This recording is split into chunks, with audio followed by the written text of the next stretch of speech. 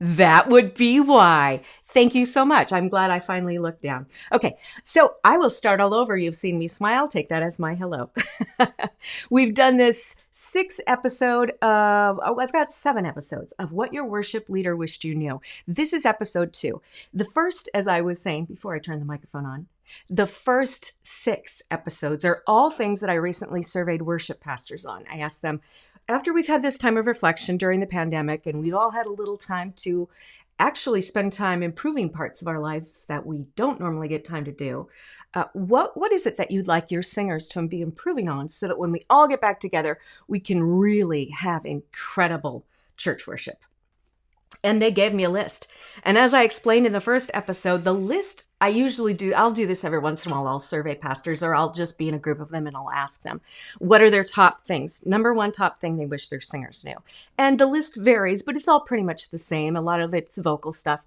But this year it was different. And I was actually surprised by that. I don't think that I should have been, but I actually was. And I'll tell you in the last episode, if you haven't seen it, how that changed. And that's why the first episode was about the most important thing on their list, because we wanted to get to that one first. I don't believe in saving the best for last. Besides, there's so much good stuff coming up. All right, real quick. Hydration is really important. As I was saying in the beginning, this is a really great opportunity if you're watching this live or if you're not. That's great. You can still leave your comments. I will still respond to them in future episodes. But if you're watching this live today, and that means you, go ahead and think about the questions you have. I hope I'm going to spur lots of questions. And at the end, I'm going to ask if anyone has questions. If you'll tell me then, I will answer them. Okay? Feel free to comment throughout. You can do hearts. You can do frowns. You can do any of that stuff.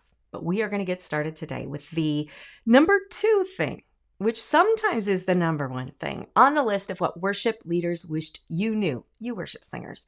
And today is the number 1 thing that singers the world over, beginning to pro, also want. And that is not trills, not 6 octaves of range. It's not super anything, not superpowers. It's just confidence.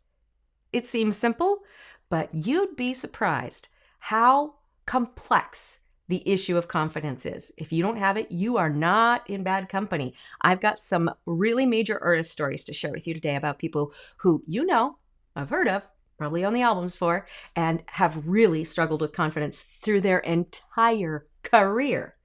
And I believe the reason that they still struggle with it is because they're missing one of the 4 elements of true confidence. And I'm going to tell you what all of those are today. I also have a great vocal quick win tip for you. Usually that's 1 tip, but today it is a 6-step plan for your vocal confidence, because confidence goes just beyond our singing. Okay, so that's all coming up for you. At the end, I'm going to answer questions if there are any. So feel free to do what you got to do. Let's go on to the next thing your worship leader wished you knew. By the way, I'm Kim Snyder. I'm a professional singer, master vocal coach, and creator of the Voice Club Method. I do what really I haven't found anyone else doing. Most coaches can't do it, and the few that can have told me that they have no interest, and if they could, they never would. And that is to teach you how to master your own voice and actually know how you did it. I don't believe everybody should have to spend tens of thousands of dollars like I did trying to learn stuff that, especially most of it, won't end up really reaching your goal anyway. That's why singers get frustrated and they end up quitting. I think we should know that it's just another part of our body, just like you can figure out a diet plan on your own. Sure, if you want to get great at something, get some help. You can figure out diet and exercise on your own, things about your body Did you know that we know 1% of the voice compared to what we know about any other part of our body? I think that's inexcusable. It's nobody's fault. It's just that nobody knew. The people that know aren't talking to the people who are talking to you, and the people that talk to you are already doing what they're doing. So I'm here to do the rest. That's kind of my job. Okay. If you haven't subscribed to the YouTube channel, please do that. That helps me know if I'm on the right track, if you like what I'm doing. And today, the 4 elements of true confidence, that quick win tip, I don't know why I named it that, for true vocal confidence, and it's going to help you improve your vocal confidence really fast when you put all of those into action. And at the end, I've got a special resource for you so that you can download it and take some extra concrete steps towards real confidence. Things that I'm not going to get to today, already covered in that resource. And technically the link should be in the district's description. I did that right before I went live. So if it's not, I'll fix it afterwards, right? So you who are live, go ahead and let me know. If you see it in the description, there should be a link. All right. Don't forget comments throughout. That's fine. And at the end, we'll answer questions. Have you ever felt unconfident? I could tell you stories of being horribly, horribly, horribly unconfident as a singer at the beginning, at the end. Is there an end? For me, there was about 10 years ago when I stopped working professionally because of my illness. But fear is really what's behind unconfidence. The brain is an amazing organ. The brain's job, I mean, among other things, the brain's job is to keep us from embarrassing ourselves. If you think about unconfidence that way, that makes sense, right? What we have done is throughout our lives, whether we've picked up things from other people, whether we've taken different training or different vocal tips online, regardless, wherever we've funneled information in, we've given all this information into our brain and we've said, this is the way to protect me from feeling like an idiot and looking like one on stage. So the brain puts this information in a database and it says, okay, now I'm going to tell you, you have to complete this list of now 1,472,697 things that you've put in there. And I want to let you know that when you've achieved all those things, you will achieve confidence. Is there any wonder we don't feel confident? Who can do that in the split second when you've got to get to that note, remember that word and where you're going next and smile and actually be into the song? It is impossible because your brain is not meant to function that way. It's not supposed to spit out that much information and you don't have the time to act upon it that fast. What we need is to allow the brain to have a simple process that it can confirm. This is the key to what is missing in everything. A simple process for the brain that the vocal anatomy can confirm functions like that. So nothing extra, nothing in the way, nothing from the rest of the body, just what the voice needs, the way God designed it, so that it can do what it needs. And then it just goes, check, and you get to move on to all the other obstacles that stand in the way of confidence. I'm going to give you some tips on that today. When we fear, as soon as we feel that fear, it doesn't matter if, we were just fine and a baby cried in the back and we got set off, now we're not sure where we are. That's happened to me a ton of times, especially moms. This will happen to us. It causes us to second guess everything. In that split second, we were fine. And then there's this, it's kind of like panic that sets in. Even if we had a plan, I'm going to sing this and I know what I'm doing and I've practiced this for 10 hours this week. As soon as that little obstruction comes in the way, poof, now it's panic deep inside. Well, the smile's still on our face. You have no idea how many singers are panicking that look fine. Then what happens after the panic sets in? This is kind of a long-term reaction, and that is little by little we start to lose confidence in our ability, in our fitness for the stage or the platform, however you worship. And that becomes the long-term consequence of even one episode of being distracted and unconfident on the platform. Did you know you can be a world-class singer and still have all of those? You could still perform for the rest of your life and still have all of those. So why not just have all of those and be a world-class singer? Because it robs the essence of joy of singing. You cannot enjoy what God gave you in a voice and what you're growing in the abilities that He's given you, your talents that you're investing. You cannot enjoy that and be authentically worshiping and paranoid, panicky, and losing faith in yourself at the same time. Oil and water just can't happen. So for those singers who do it professionally and struggle with confidence, that sucks their joy away. I worked in radio for 25 years. My husband worked for a record label. So we both have had a lot of interaction with major label artists. And I worked as an indie artist for a while. So I've worked with a lot of indie artists. And I can tell you that regardless of what level of singer you are, confidence eating away at your self-worth, like I just mentioned in those steps, is a huge reason for singers that everybody else thinks are fabulous to begin to phase themselves out of their music career. It's a very huge thing. So you are not alone. All right, who wants to know 2 major singers that struggle to the extreme with being unconfident in stage. This is unconfident is one level. Next stage is stage fright. When we're unconfident a few times, it eats away at our self-worth. And then over time, we're terrified of the stage because we've been unconfident. Unconfident are the little baby seeds. They grow into stage fright. Stage fright can grow into crippling stage fright. I've just told you how it happens. Now let's talk about who it's happened to. Anybody know the name Amy Grant? Did you know? Now, Amy Grant started really young. She started when she was, I think, 15 or 16. So she got into it as a juvenile, but you can't say she was unconfident because she was young or inexperienced, because, especially back then, the recording industry is not so much now, but back then, once they signed an artist, this whole flock of people would get around them and they would train them all these things. They gave them all the benefits, all the tools, everything you need, supposedly, to be confident on stage. There's actually a job position for decades in the music industry called a live show producer. One of the things that a live show producer will do, and they'll come in when you're getting ready for a tour, you'll pay them several thousands of dollars a day, and they'll put concrete steps in place.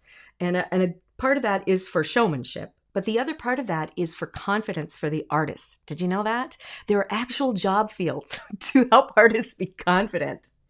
And I'm going to give you steps today, and you could save your money. You don't even have to do it. But here's the story of Amy Grant. She was very unconfident in the beginning. So they put the team around her. And throughout the years, she still had unconfidence that wasn't resolved. That grew into stage fright. That grew into crippling stage fright. Usually when it gets to crippling stage fright and you're still a marketable asset as a singer, what happens is they start paying for your shrink. They say, let's get somebody else to help you get a vice, to help you deal with this, because you want to keep singing, we want to keep selling. That's the job, right? So she did. Her little vice that they gave her was to perform barefoot. Now, if you go look at most Amy Grant live videos, the live ones, and I don't know if this changed late, like now, post her major part of her career, but as far as I know, all of her major years where she was really spitting out albums, she would perform barefoot or in socks. And the reason for this was the psychological training that she would feel grounded through her feet. And that's how she dealt with the stage fright. But I'm here to tell you again, even though she was enjoying those things, she was being robbed of the fulfillment that she could have had on stage. And that makes me horribly sad. Now, here's the big one. Here's the big one you would never, ever, ever guess. We're talking about Barbra Streisand. This one's so much fun because you can go back and see lots of videos. Barbra Streisand started when she was really young. She was in New York. She was a musical actress. And of course, she came up through the stage, through Broadway, and then she did some movies and then became a singer only after that, and periodically did some movie and TV and film and things. But she had tons of experience, right? She also had tons of training vocally, okay? The best of the best she had access to. So she had the best, right? All the way through. So why on earth would Barbra Streisand, what some people think of as one of the greatest singers of all time in history, what does she have to be unconfident about? Those four things. If you have anything, whether it's and I'm going to go through the steps, so it'll come together for you once you start writing the steps. But any of those elements that are missing will lead you to being unfulfilled at the very least. And then that, especially when you're singing a lot, it becomes really irritating. Like, why is this bugging me? Why am I not enjoying it? And that grows into unconfidence, and that grows into stage fright, and that grows into crippling stage fright.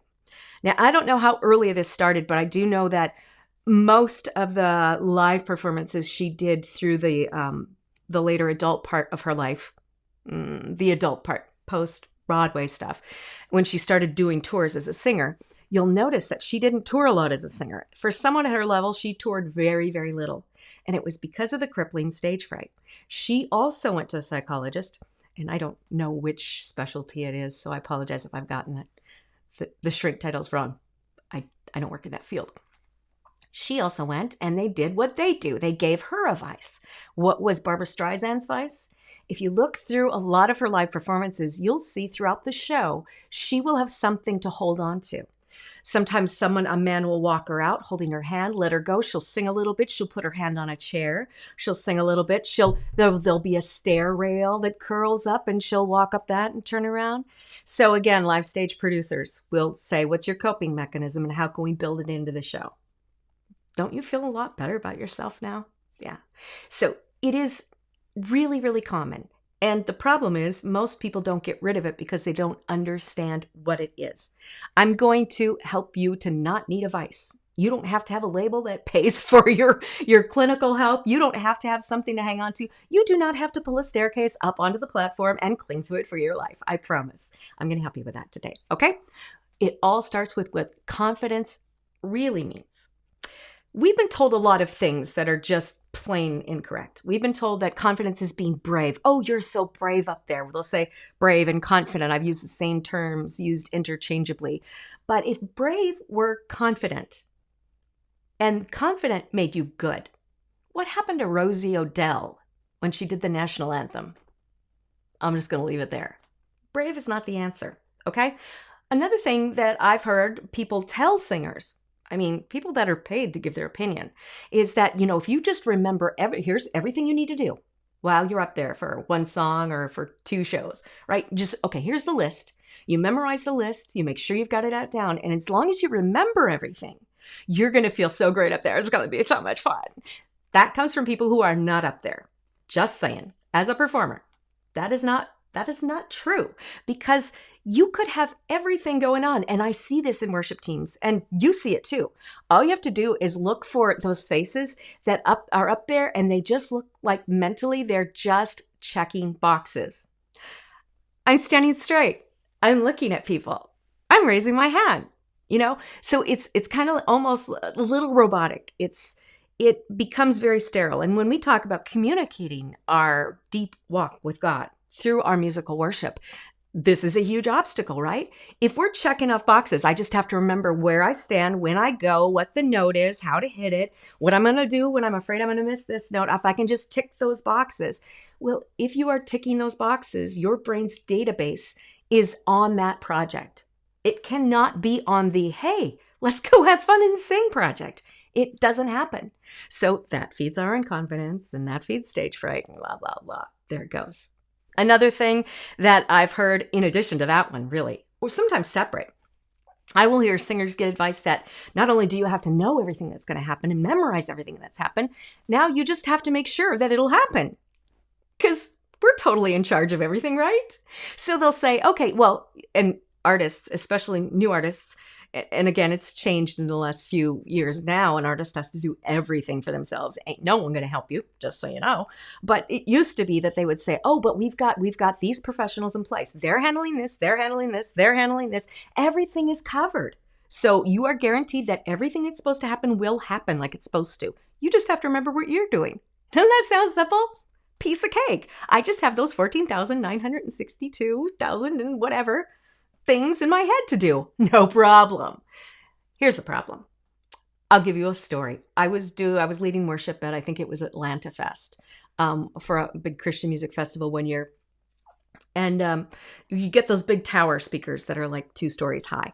By the way, when you got your little monitors, you think it's hard to hear in a church. I'd rather be in a small church any day than on that stage, because you can barely hear your monitors, but you can hear a distinct 2 to 2.5 second slap back from those big towers. That means you can hear 2.5 seconds later how you messed up on that note, and then you go, oh no, and then you're already messing up on the next note. It's really intimidating. So we're there, and we're doing this whole open worship set, and we've prepared. We have everything ready. There are professionals in place. The best audio techs like the industry has are running this, 120 channel board. It's fine. It's a sunny day. What could go wrong? Power went out in the middle of the set. Power goes out.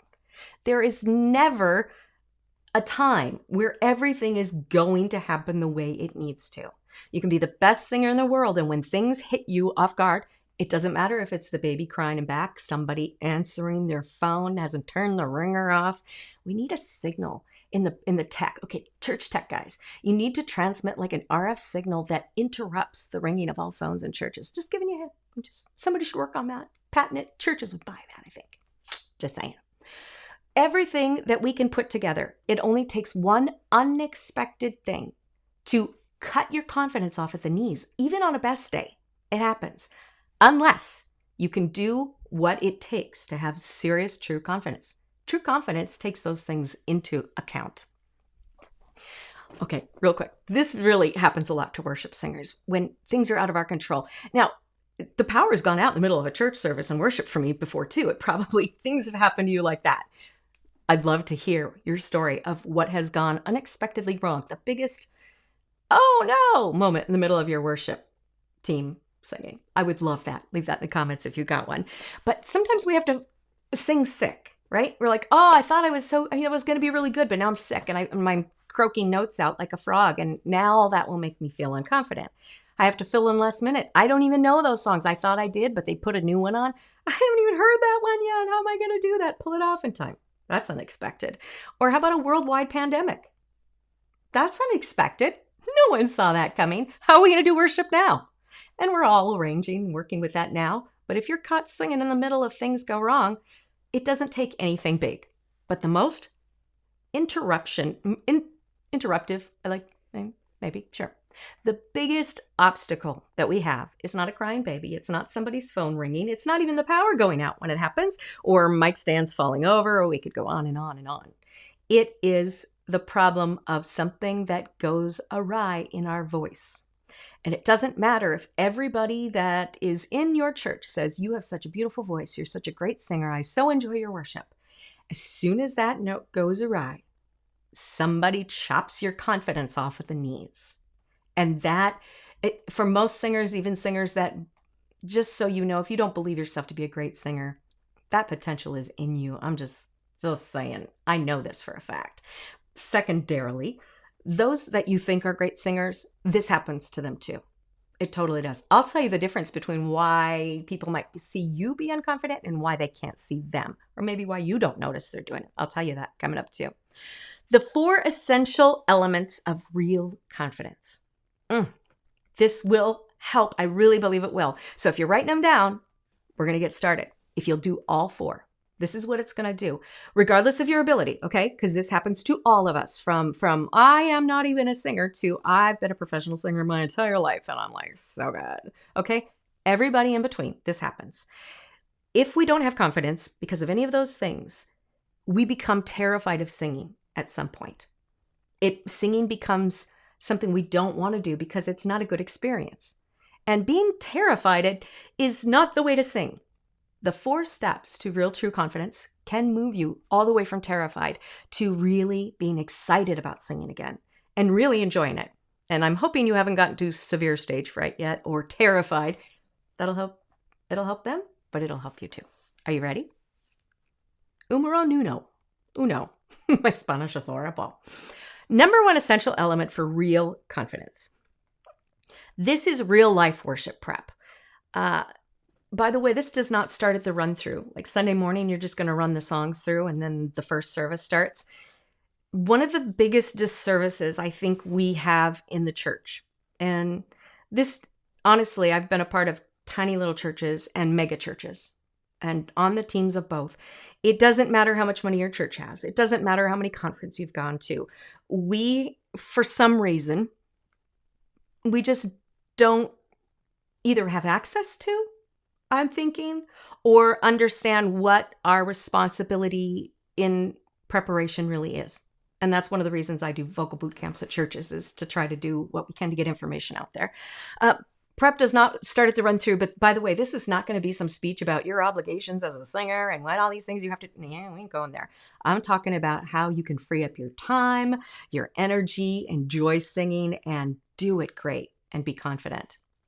By the way, preparation is also not starting at the run through, and it is not knowing the words, knowing the notes, and the order of service. This is not preparation. These are tiny little elements of preparation. I'm going to walk you through something that I teach my private training students. It's my pro prep plan, because I like peas, because they pop in the mic and you see the little meter go up. Anyway, so my pro prep plan, it's fun to say, has elements in it that I melted down from my years as a professional singer, combined with all of my realizations as a master level vocal coach of what the voice needs, and then knowing what a singer needs. Because one of my jobs as a professional singer used to be as a voice for hire for large event bands, like sometimes 16-piece bands, big horn section. It's fun till the trombone hits you in the back of the head, or the drummer hits so hard that it blows your hair like this every beat. Kind of fun. I mean, keeps you cooled off. Anyway, so I would get calls every week sometimes and say I was gigging every weekend and sometimes during the week. And they'd say, this band needs a singer for this gig this weekend. Do you want it? I say, sure. Then you get an email with 40 songs on them, song names. And a lot of them are songs. I grew up doing this, so I didn't know a lot of the older songs. I'd have to find a song, find out, I had no clue what version of the song they're singing, learn the song, try to figure out how I'm going to put my own artistry, my own spin on it, and have those 40 songs ready in 2 days, easily. So I used to do that regularly. And I had black books of, I developed this process so that I could within 1 day, I could turn around 40 songs for any band. Not because I was super smart or I had a photographic memory, just because I created a system. That's kind of the basis of what I put all together, my pro prep plan. And I'm going to share a lot of that with you today, because this is going to help it be time efficient. And you don't have to be a singer to need time efficiency, right? And it provides what you really need as a singer to be confident. So we're going to deal with the outside things that make us unconfident and the inside things, the vocal things. When we get past the obstacles to worship, then that's when naked worship starts. I'm not going into that. I did a whole episode on that yesterday, and it's in the playlist now for this series. So make sure that you check that one out, because everything I'm talking about the rest of the series begins with what I talked about in episode 1. The number 2 element, I wonder, okay. The number 2 element of real confidence, and we were talking about in number 1, it's real life worship prep. That means knowing that real life worship prep does not start on Sunday, and it is not about the words, the notes, and the order of service. By the way, I think we all could say that in general, if we could all get our music and our service order earlier, we would all appreciate that. But let's be honest, if we had it a week in advance from when you get it, would you know what to do with that to make it better? Or would it just allow you to do what you've already done sooner? I'm hoping we can start getting worship leaders to get them earlier so that we can put this plan into action. The number 2 essential element is song prep. Now, I just said it doesn't start with the words, the notes, the music, that sort of thing. There are actually, in my pro prep plan, fun to say but hard, 5 stages of a singer's responsibility in preparing a song. And I don't mean this as you have to do this. I mean a singer's responsibility to own your own instrument. When a guitar player comes, for the most part, they have to know how to play guitar. Most churches, right? A drummer shows up. Now, I'm just saying, I'm not a drummer, but I've heard some drummers get into churches and they're just too slow. I don't know how they get in, so we're just not going to include them. But most musicians, I love you, drummers. It's a singer thing. But most churches, you have to know how to play an instrument pretty well before you get on the worship team. And we'll have auditions, and sometimes we'll go through audition process too. Auditions as a singer, but really as a singer, and I've been on the panel of a mega church when we audition singers. But really all we tell the singers is come and sing something. And then there's some ethereal judgment going on as like, I guess you can sing. You cannot tell from a singer what they're going to be able to do in all the songs like you can tell on any other instrument. So our instrument is not external. We don't take it off and set it out. We wear it all the time.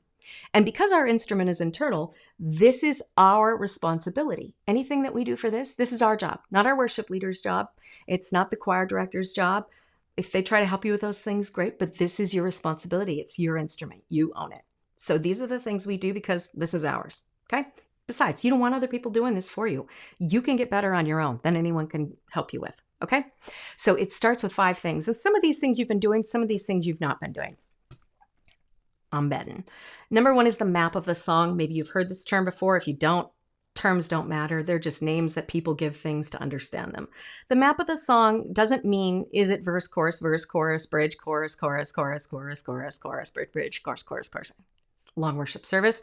It doesn't mean that. Now, maybe this song is different on the recording. The map of the song is the arrangement that your worship band is going to do. A singer needs to know, are we going to repeat verse 2? Where's that going to happen? Are we going to do a cappella? Where's that going to happen? Now, I'm not talking about the time when you just let the Holy Spirit take over and you guys go where you're going to go. I'm not talking about that. That's more of a spiritual thing. And if you know the map of the song as designed by your worship leader, all of that is easily falls into place. I have been on worship teams as brought in as a professional worship singer in churches of all different faiths, and everybody does it differently. And it's once you have the basics down, none of that ad-lib stuff unsettles you. So that stuff's aside. If you know that this is our plan, we'll see what God does with it. This is our plan. That's important for a singer to know, and it's one thing worship leaders don't realize it's important for a singer to know. Once we have the map, we go, okay, this is my roadmap for my job. In this service, my job is to sing a certain part, and this is the roadmap, the map of the song.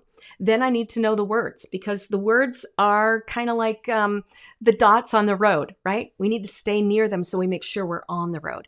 The words, if you just Google them, if they say, oh, get them online, you can get the wrong lyrics all the time. I hate that. So I'm hoping your worship leaders give you downloadable lyrics so everyone's actually doing the same thing, as well as the person who runs the slides. Do we not all? I have a really, really good story I could tell. I'm going to save it for later. No, I'm not. Okay. Old kind of Scottish tempo song. Da da da da da da da da da da da da. You're all thinking of the title and I can't remember it. Okay. I was not on too. I actually was off for this one song, and I'd run to the restroom, and I'm hearing the intercom in the restroom, and my worship pastor is leading this one, and the one word ended in B, and the next verse started in riches, and he was singing through, and he was in a really worshipful mode, and the slide was late. Right, the slide was late, and I don't know if that caused it to happen, but I'm in the stall and I'm hearing the end of the B and the riches without the R, loud and clear everywhere. I'm in the bathroom and I can hear the gasp in the sanctuary. And I'm like, I'm so glad I wasn't up there for that song. So lyrics, people, lyrics, so important. It seems so easy, but we have to have the right lyrics and we need them on time. Okay. We got the map. We know where we're going. We've got the words, the lines on the road. Make sure we stay on the road. Then we have our part.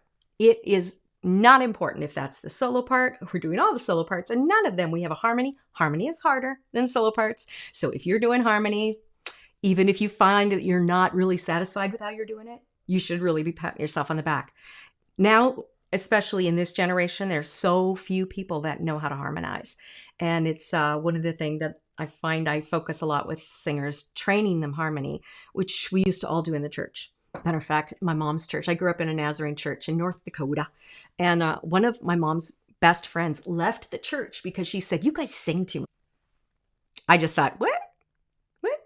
All right, so we got the map, we got the words, we got the part. That's not all of prep. Now, that is just, it's probably less than half of our prep. And I'm betting at most, that's what most bands and singers do. But there are more responsibilities for a singer. Next, finding the story of the song is another one of those processes I take my singers through. If you listen to the episode on naked worship, you'll get a little bit more information on this. But it has to do with how we take our personal walk with God and functionally, actionably take that and put that into the theme of the song. We are not the songwriters most of the time, unless you wrote the song, and that gives you a distinct advantage because you know your story, you wrote the song about it. With that exception, you can look at lyrics and know what a song is about, but retelling somebody else's story is like playing telephone. It just loses its authenticity down the line, and how many times we repeat somebody else's song, different versions of somebody's song, think about that as telephone. But if we do what we talked about in naked worship, then we take that and we put it into the song. then it becomes our story, their theme, their idea, but our personal experience. And that is how we connect to people and really bring what we feel authentically and personally with our walk with God to other people. It shows through our face more than it does our voice, so don't feel so bad about your voice. If your face is doing it, the soul forgives the notes. I'm not kidding. You would be surprised. I've tested this because I sang so much live with so many different bands.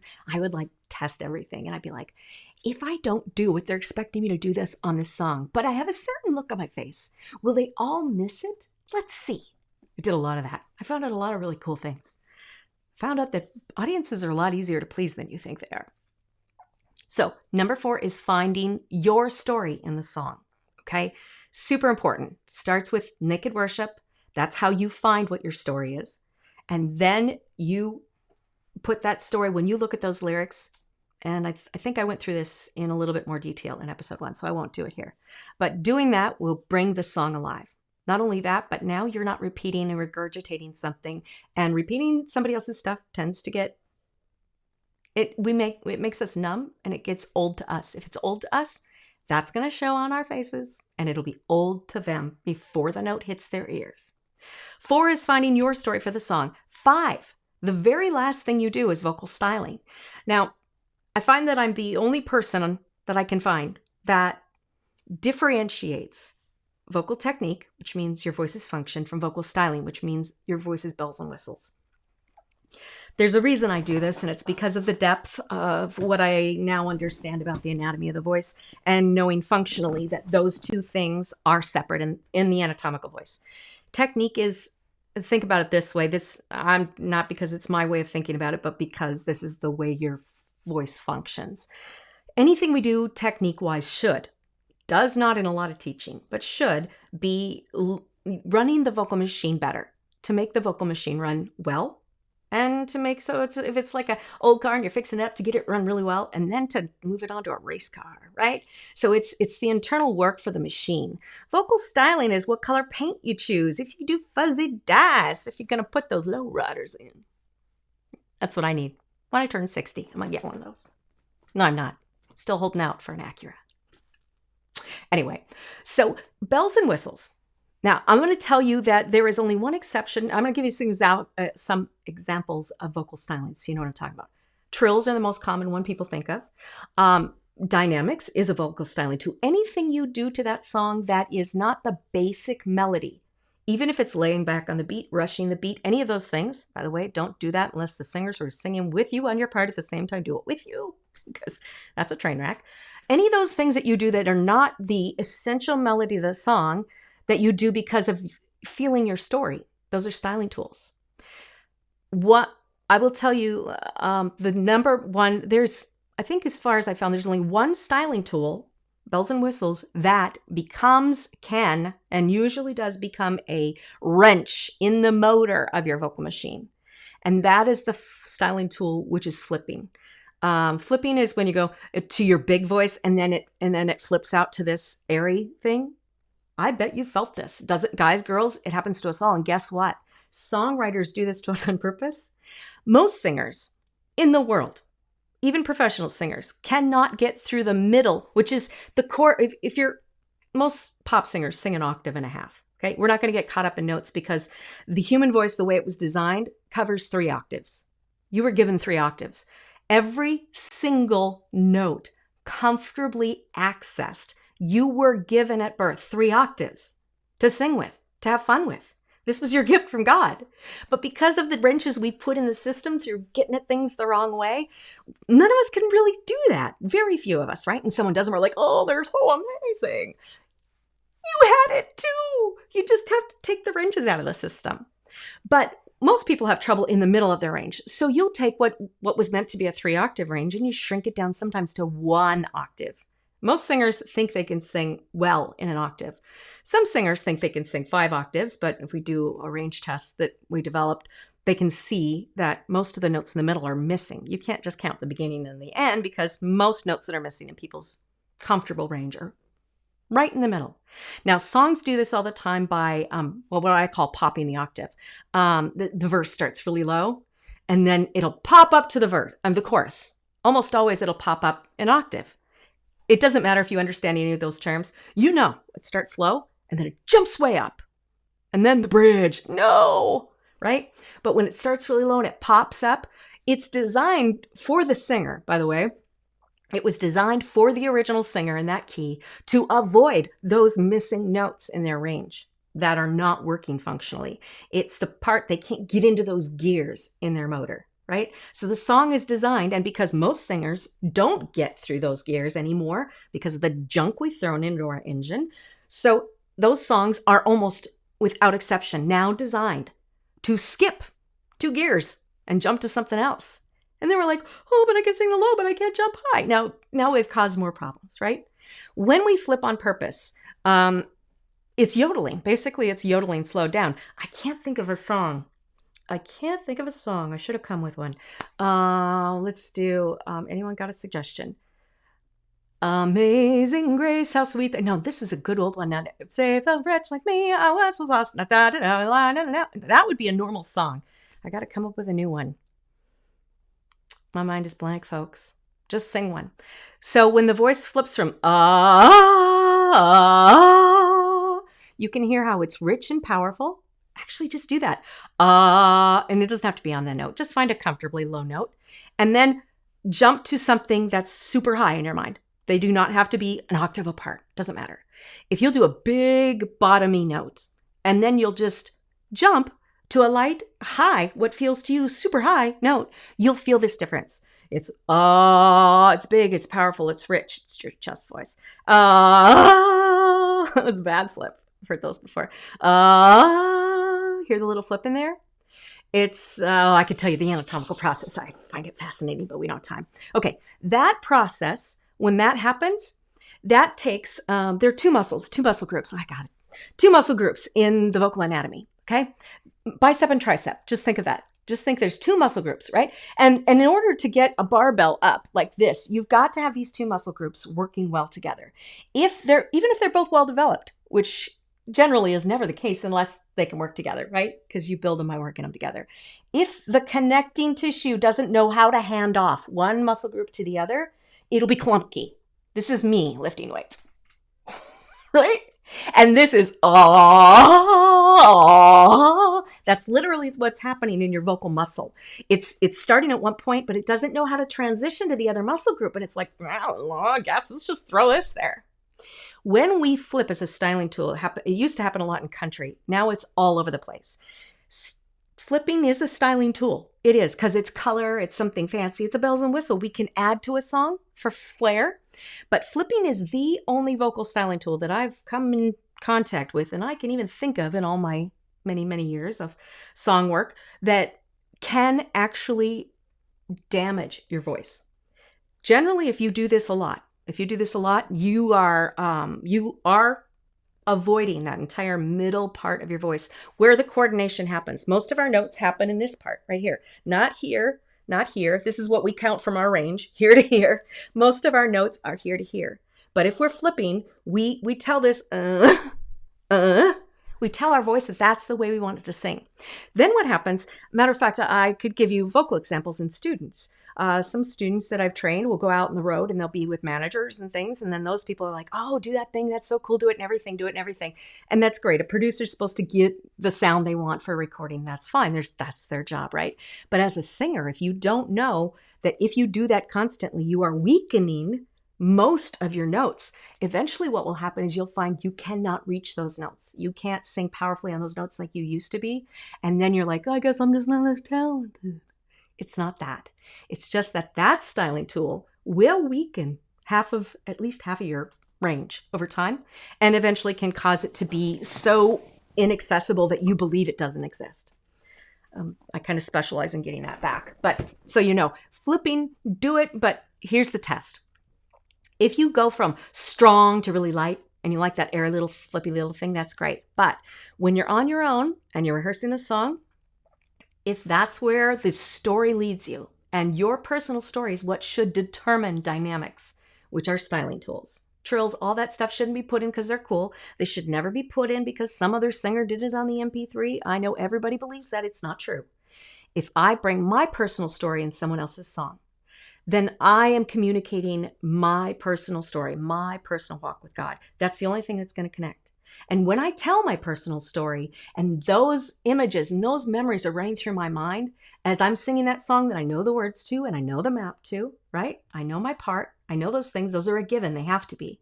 Then that experience of remembering my story is going to lead me to want to hang on words, to want to trill off them, to go all over the place. It's going to make me want to go. Have you ever been there? Right? If I just copy someone else's story and go, hey, here's what a guy said about God. It was like this. It started in the beginning. Then I don't have any desire to go anywhere. Then if I do it, it is showboating. I'm just doing it. I'm just doing that because I can. That's not the point of worship, right? That's a whole nother genre. All right. So vocal styling comes out of your personal story. The only styling tool that is off limits without testing is flipping. How do you test it on your own? By making sure you can sing that part without flipping. If you sing that part where you go, and you can't go, then that tells you that it has weakened that part of your range, and that's something you probably should avoid until you get some strength and conditioning from someone who knows how to do it. Okay? I will tell you another very important thing about styling in the church. Every church has a different set of rules, whether they think they do or not. Most of them have a set of rules that no one ever knows about. They have a set of feelings that have become to somebody rules. Usually nobody on the worship team. It's usually somebody on the board. But somewhere out there, there is an agreement from somebody, usually higher up in the church, how they want their worship to flow. Do they want bells and whistles all over the place? Just freely go do your thing? Or do they want it more slimmed down, more concise? And you know what? It doesn't matter. It has nothing good or bad to say about any church what they decide. It is a preference for what kind of worship they're doing. But as a singer, in all sorts of different churches, I know that if I were to go sing in my hometown Nazarene church, I'm going to play it pretty safe. I'm going to make it nice, but I'm not going to go all over the place because that is not appropriate to that congregation. However, I got my Assemblies of God's friends, and if I'm going to go sit in on their team, I'm just going to go crazy Aretha Franklin all day long, and it's going to be fun. It's some of the most fun I've had, right? But it's just whatever is appropriate. So if you're a singer who loves to do those things, and especially as you get tied into bringing your own story into the song, and you'll find that emotion wants to drive you places, here's how you make sure it's appropriate in your church if you don't know already. You ask your worship leader. Chances are he or she is not going to know. He or she is going to have this look on their face like, you're like, this really brings me someplace, and I just feel like I want to do this. What do you think about that? Chances are you're going to get this look.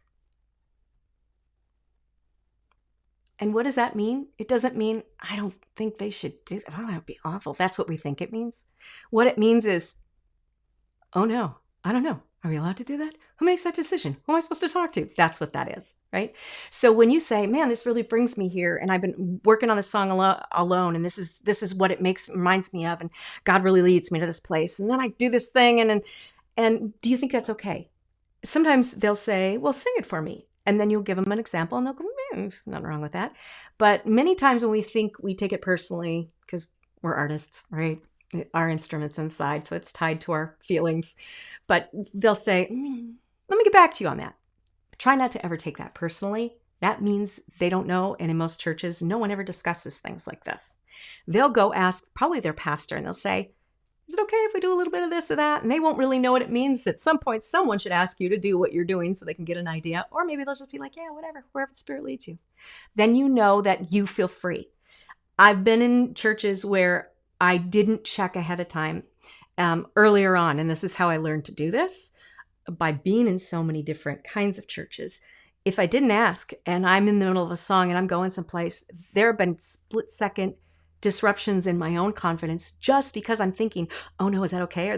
Do they think I get all performy, or, is that okay? Am I okay to do that here?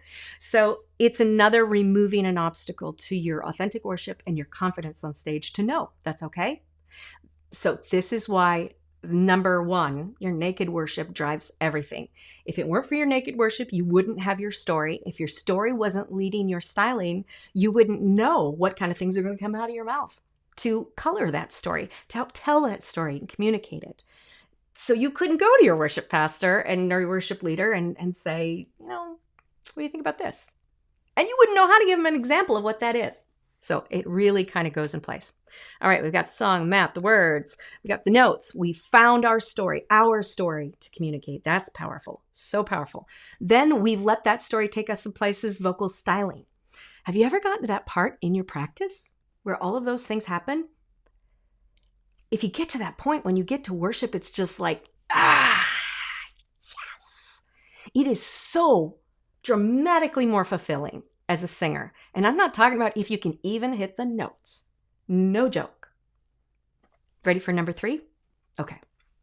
Number 3 out of 4. Essential element of real confidence. You're going to love this one. Is to learn to plan how to fail. Now, when we talked earlier about why some singers, Forever Rain. Do you know I have other notes in my head and I can't think of that one right now? I thought I would go listen to worship music to put an example in my head before this, but ran out of time. Sorry. I'll put a list of them down for next time, but I'll keep that one on the list for another example. Okay. When we talked about earlier about why we look at some worship singers on some teams, maybe you look at Bethel or, Hillsongs and you're like, oh, they're so confident and I'm so not. I want you to know that even, okay, this will date me, but I opened for Sonic Flood. And you remember Super Chick or Sonic Flood? That was in the day that I was opening for artists. And one of the beautiful things about being back, well, there's no backstage at a festival, right? You're behind the curtain. You're literally behind the curtain. And you get to, everybody goes through checkout and checkup. Checkup? No. Sound check. Thank you. I need to shop. None of the stores are open. When you go through sound check, everybody's setting up and you kind of get an idea of what they really sound like before they're all polished and everything. But you get to see a lot of things that you don't realize happen normally. So I know this for absolute true because I've watched and done it as a professional on stage.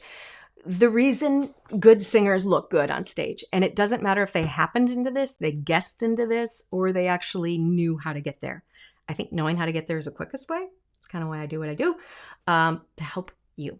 But if you know how to plan to fail, if you have a plan for failure, then when it happens, and it will over and over and over, sometimes in the same song, when you fail, whether it's, I almost stepped off a stage once. I literally, in my head for a second, I saw myself fall off a 4-foot platform on the ground. And then a split second later, I realized I hadn't fallen yet. While I was singing, I was like, did I say those words? Did those notes come out? So when we plan for those things, that one's a little hard to plan for, bad example. When we plan for those things, then when something like it happens, we look like we didn't fail. This is why singers can fail without you knowing it. This is why singers can be completely confidence cut off at the knees for a split second or much longer, and you cannot tell. So I want you to know everybody feels it. Different times, different things cause it, but you're not alone. And you can be one of those where people can't even tell that you're feeling unconfident, which is the most important part. Now, why do we want to be confident on stage? It's not so we'll sing better. That's one of the results, right? It's not even so we can worship better, although that's one of the results.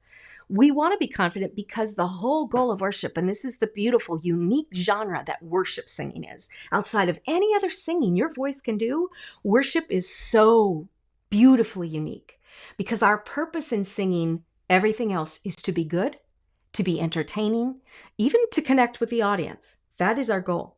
But in worship, those are secondary issues.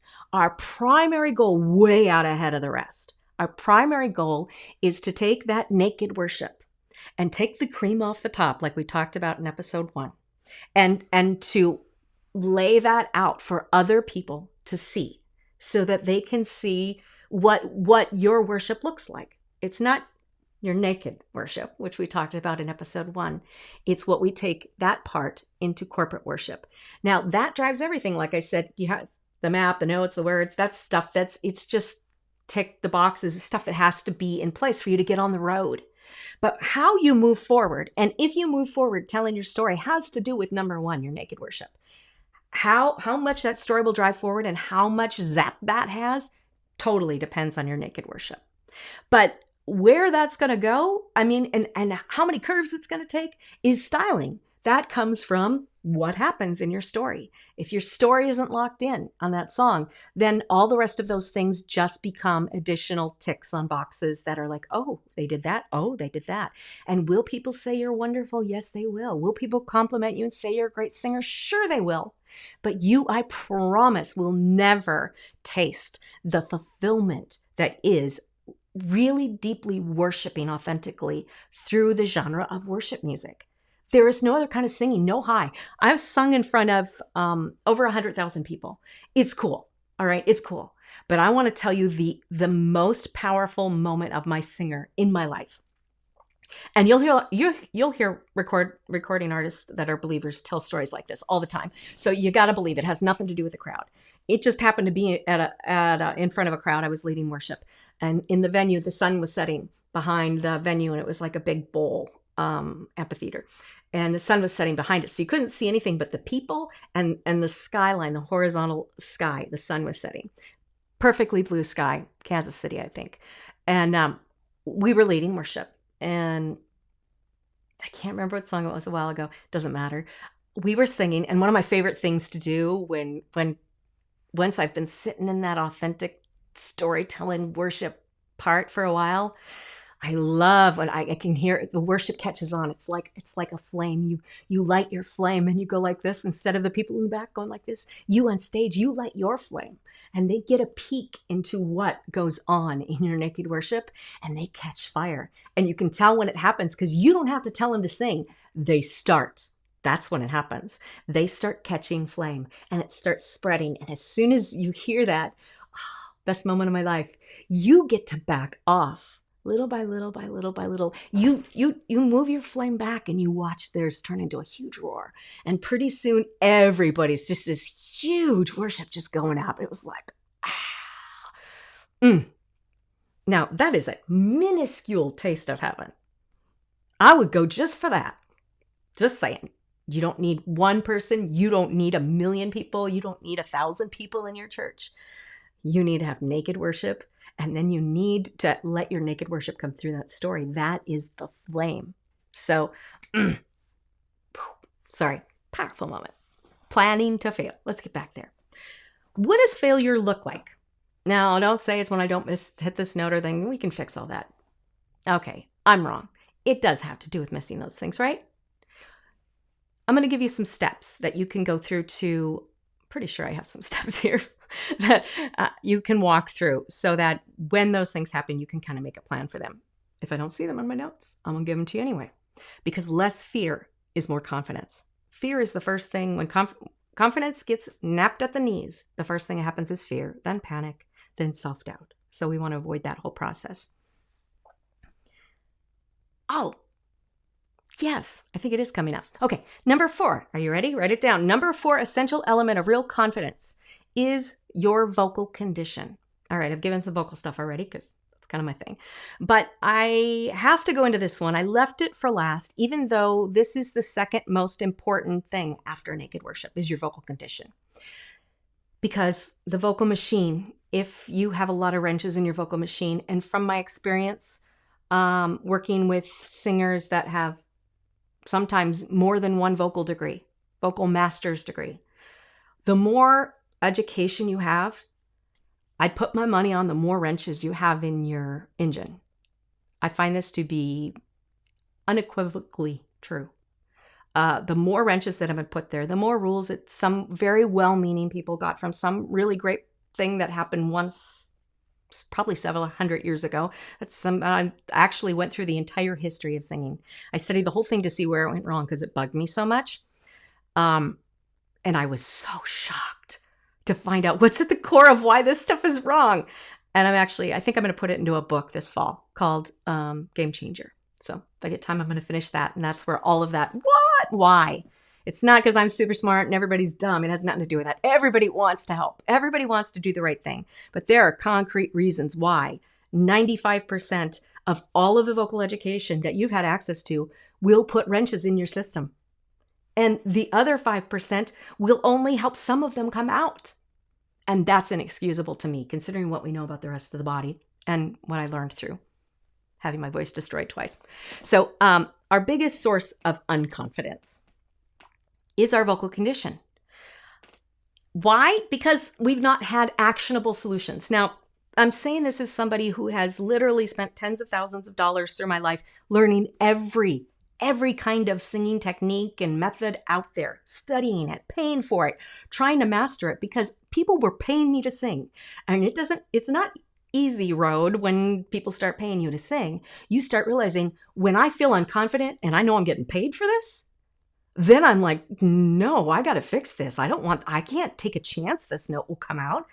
I'm getting paid for this. It's work. So I've gone to an extent that most singers are never going to go to, even if they could, right? I've studied a lot of things and they just don't solve the problem. This bugged me as a professional singer. This bugged me in the church. And this is a big reason why we feel unconfident. It has nothing to do, by the way. If you ever feel, or if someone has even said to you, you just don't have enough talent. I guess that's just as talented as you are. I guess you're just not good enough. That's usually something we say to ourselves. You're just probably not really meant to be a singer. So not true. You were created. And I passed this through with the #1 singer's vocal surgeon in the world in Beverly Hills.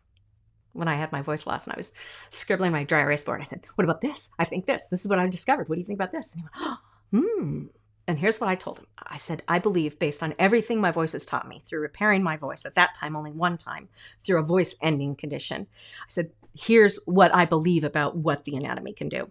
So I believe that every singer was born with 3 octaves working perfectly well, and that something happened after they were born to gum the works up so that those octaves aren't working and create problems. And he said, what do you mean? And we talked about this. And I know the examples I'm going to give you are true, and that's why I believe the result is true. And he said, we've never had a chance to study that, but I think it could be very potentially true. I know it's true. I've worked with enough singers that thought they weren't singers. Usually I'll have a student and there'll be like someone in the background that thinks they're not a singer will listen and they'll be like, well, what about me? And I'm like, you can learn to sing. So I have enough proof to know for myself. I forgot where I was going. Age brain. That's all right. So if you feel unconfident, if you feel like I'm just not there, I'm just not good enough, it's not that. It's just that stuff's been gumming up your system. So don't feel like you're not talented. Don't give up on your voice. A couple people messaged after our episode yesterday and were saying, I used to sing. Now I just play keyboards. And I think you're one of them, right? Yes. Okay. So don't give up on your voice. It's there. It's there. It's just full of a bunch of wrenches. And it's like, dude, I can only try to sing through this mess you've put in me. Now, some of these messes we don't know that we put there. For instance, many singers that throughout their life have had a really smoky voice. My husband loves that smoky voice and I don't got it. So, but that really kind of edgy, raspy. When I did a study of professional singers with that quality, and everyone that I could find a background on had suffered through extreme colic as a baby. Guess what colic does once it becomes extreme? It damages your vocal cords. If you hear a little rasp in my voice, that's from the scar tissue from them slicing through my right vocal cord through the muscle. And that's all the scar tissue yanking my vocal cord, which isn't supposed to work anymore. It's saying, no, you can't work. And that causes a little rasp in my voice. Rasp in the voice is not a normal thing. If you ask rasp, a lot of times we'll say, contemporary artists will say, oh, well, it's the drugs, it's the drinking, it's the singing in bars. And those things can cause vocal damage too. So absolutely could be. But most of the time it's the way we sing or that we've had vocal damage previously we didn't know about. Very true. Okay, so not you.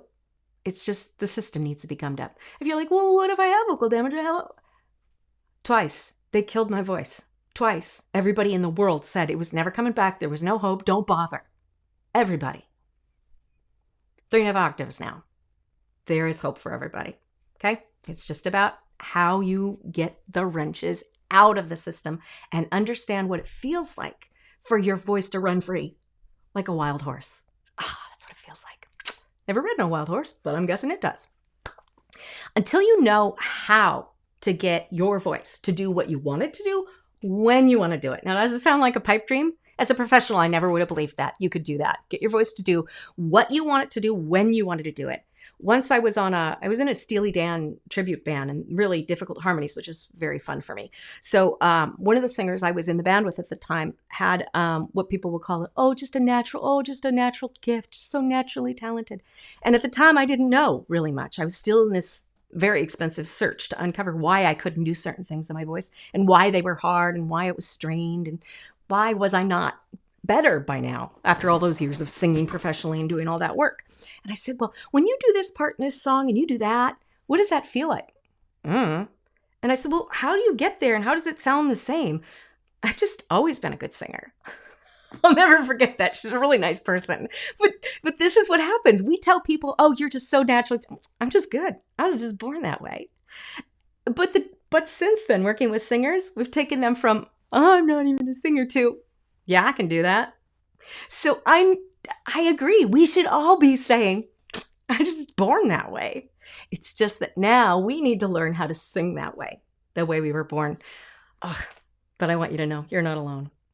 By the way, I don't do this series to sell anything to you guys. I'm not trying to get you to sign up for anything. I'm not selling my coaching. I only take up on a couple students at a time. So this is not my goal. I'm just telling you my experience and what I've learned so that it can be helpful to you.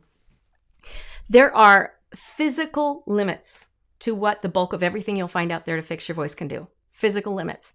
There's so much there that's why I decided I'm going to write a book about it, because there's no way, if you're interested in it, you're one of those people like, oh, tell me I could wait hours. I have one singer that I'm working with right now. She's like, please just keep talking. I've never heard that in my life. So she's like, no, I want to know. Well, what about this and this and this and this?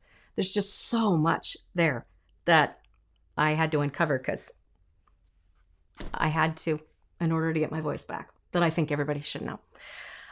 For this reason, and what I've learned through my very rare vocal education, there is nobody out there that I can endorse for you to go get vocal help with. And that's why I want you to know I'm not trying to sell you anything. But in good conscience, I cannot. I will tell you this. There is, regardless of the fact that you'll see this all over the place in the internet, I'm going to digress just a little bit. Vocal teachers, vocal coaches, singing teachers are different titles. Anybody can pick one up and call themselves anything. Okay. Just so you know, a singing teacher can be somebody who's never done anything in their life but sung, and somebody said you have a nice voice and they decide they're going to teach someone to sing like them. There's why that doesn't happen. And I fell into that trap. If you're a good singer, this has happened to you. If you haven't done it, people keep coming to you and saying, especially in church, you're such a good singer. Could you just teach my little Barbara how to sing? Could you, please, just, teach her, just something you got to, could you please? And then you're like, I want to help. I mean, I don't know. Could I figure out some things to teach them? Sure. There's probably, not always, but probably nobody that's ever given you vocal advice that meant to cause you harm or to keep you from succeeding. That's just typically not how it happens, except in some places of the internet, right? But the fact is that what they're using cannot physically free the vocal anatomy to do what it was born to do. All it can do is borrow from other things they've heard or studied elsewhere. And over 90% of everything that is heard and studied elsewhere will put more wrenches in. They might take one wrench out, but they'll put two more in somewhere else in the vocal machine.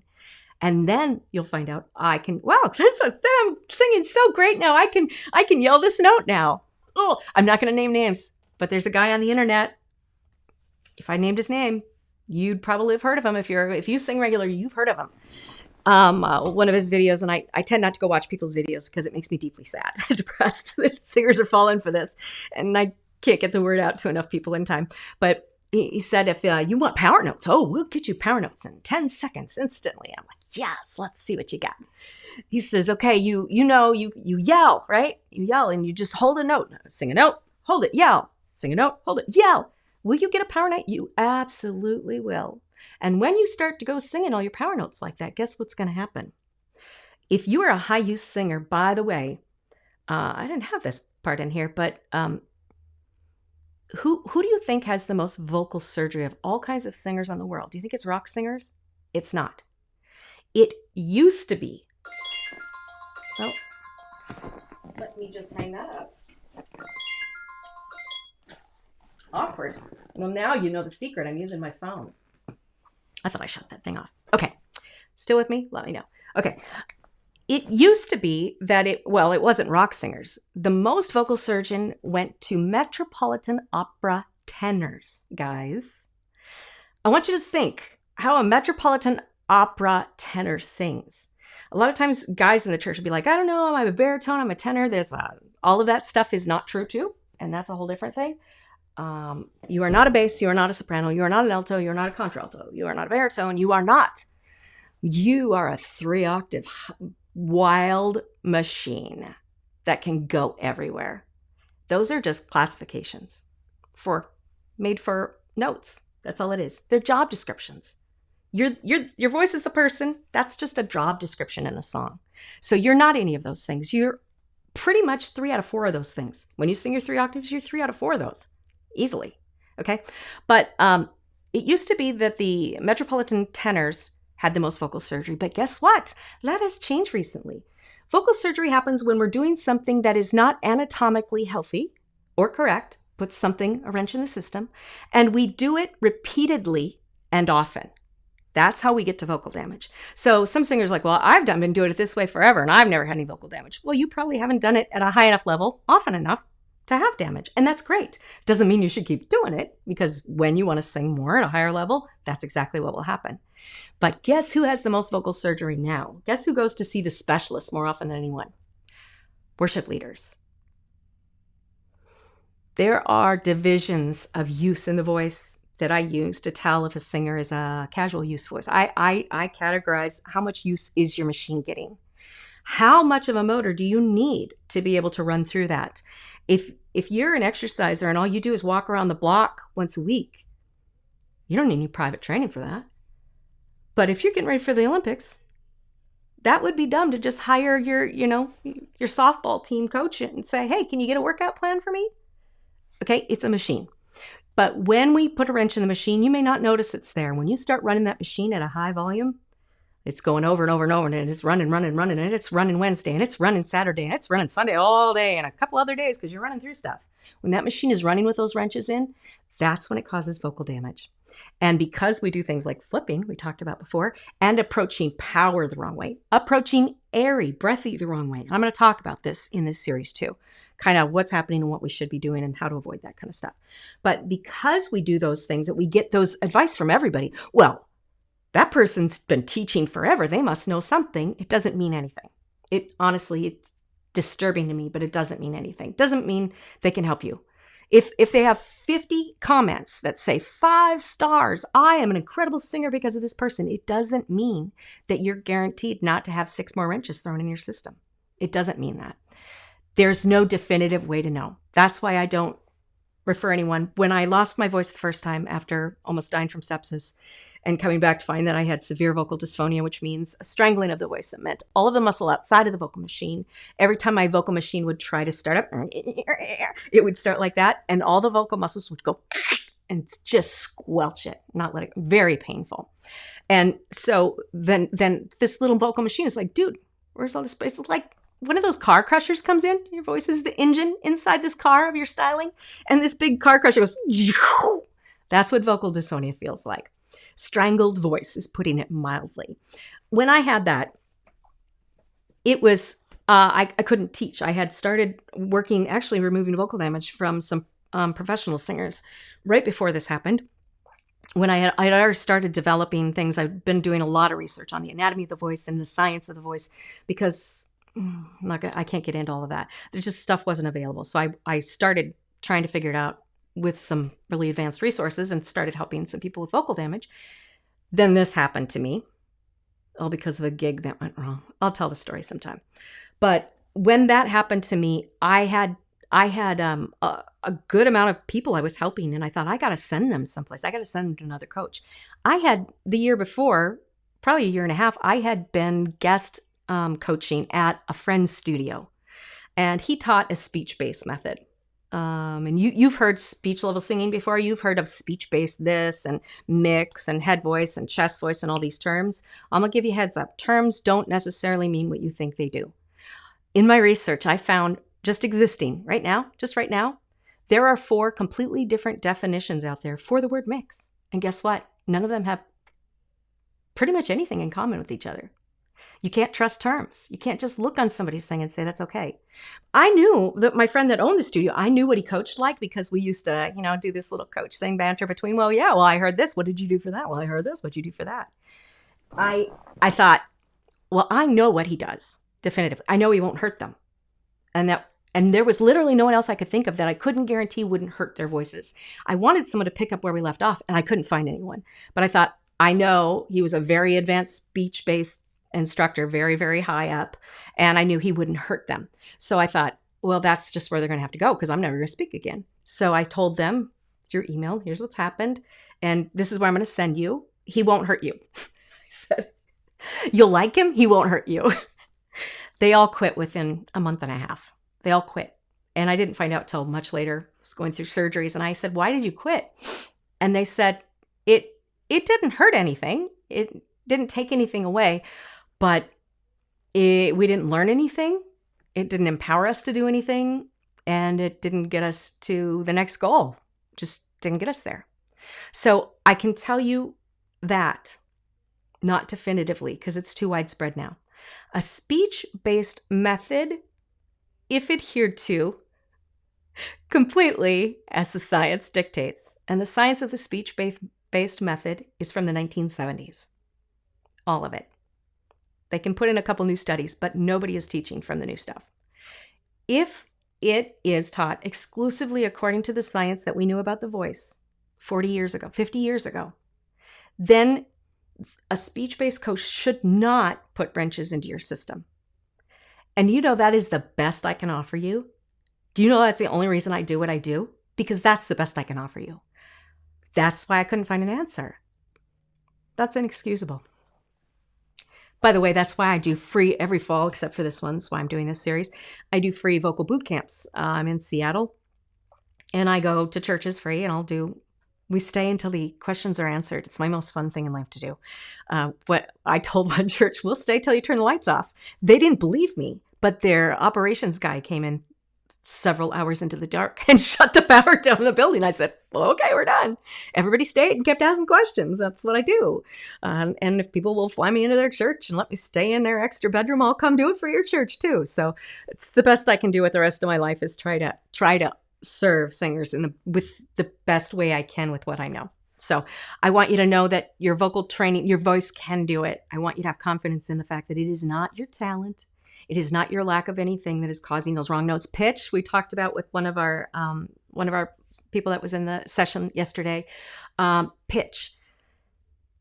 I'm going to tell the things that I'll tell you, you're not going to hear other places. Everybody will disagree with me, but nobody has been behind the anatomy like I have physically been shoved, having my voice ruined twice. Slice through your vocal cord and tell everybody from the world's highest coaches to the world's best surgeons, have them tell you you'll never talk again. And let's see how you put those things into practice and see if any of them work. None of those things work. No one would work with me. They said, no. How do I speak now? How can I sing 3+ octaves? How is that possible? Because I let my anatomy teach me how it worked, what it needed, and what was in the way. And I had a whole lot of big stuff in the way. And if I can get that stuff out of the way, there ain't nothing in your voice right now that can't be moved out of the way. I just want you to know that. I hope that's encouraging. Stay away from anything that isn't strictly adhered to at least a speech-based method. It won't hurt you. And then just soak up all the free training I have. Hopefully my goal is to educate you to know how to master your own voice, because I think we deserve to know that about our bodies. Okay.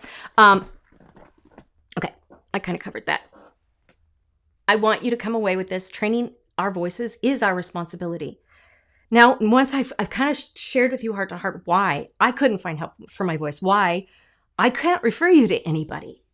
There's no group, there's no organization, there's no certification, there's no style of teaching that, especially now that I know as much as I know about what everybody else is teaching, that I could send you to in good faith. I'm not going to open up some studio and teach everybody in the world. I'm not trying to get a bunch of people. But at the end of the day, your voice is your responsibility. So the best we can do is empower you and I think this is the most beautiful way to do it anyway, to understand your voice, how it works, what gets in the way, what are your obstacles, how do we get them out of the way?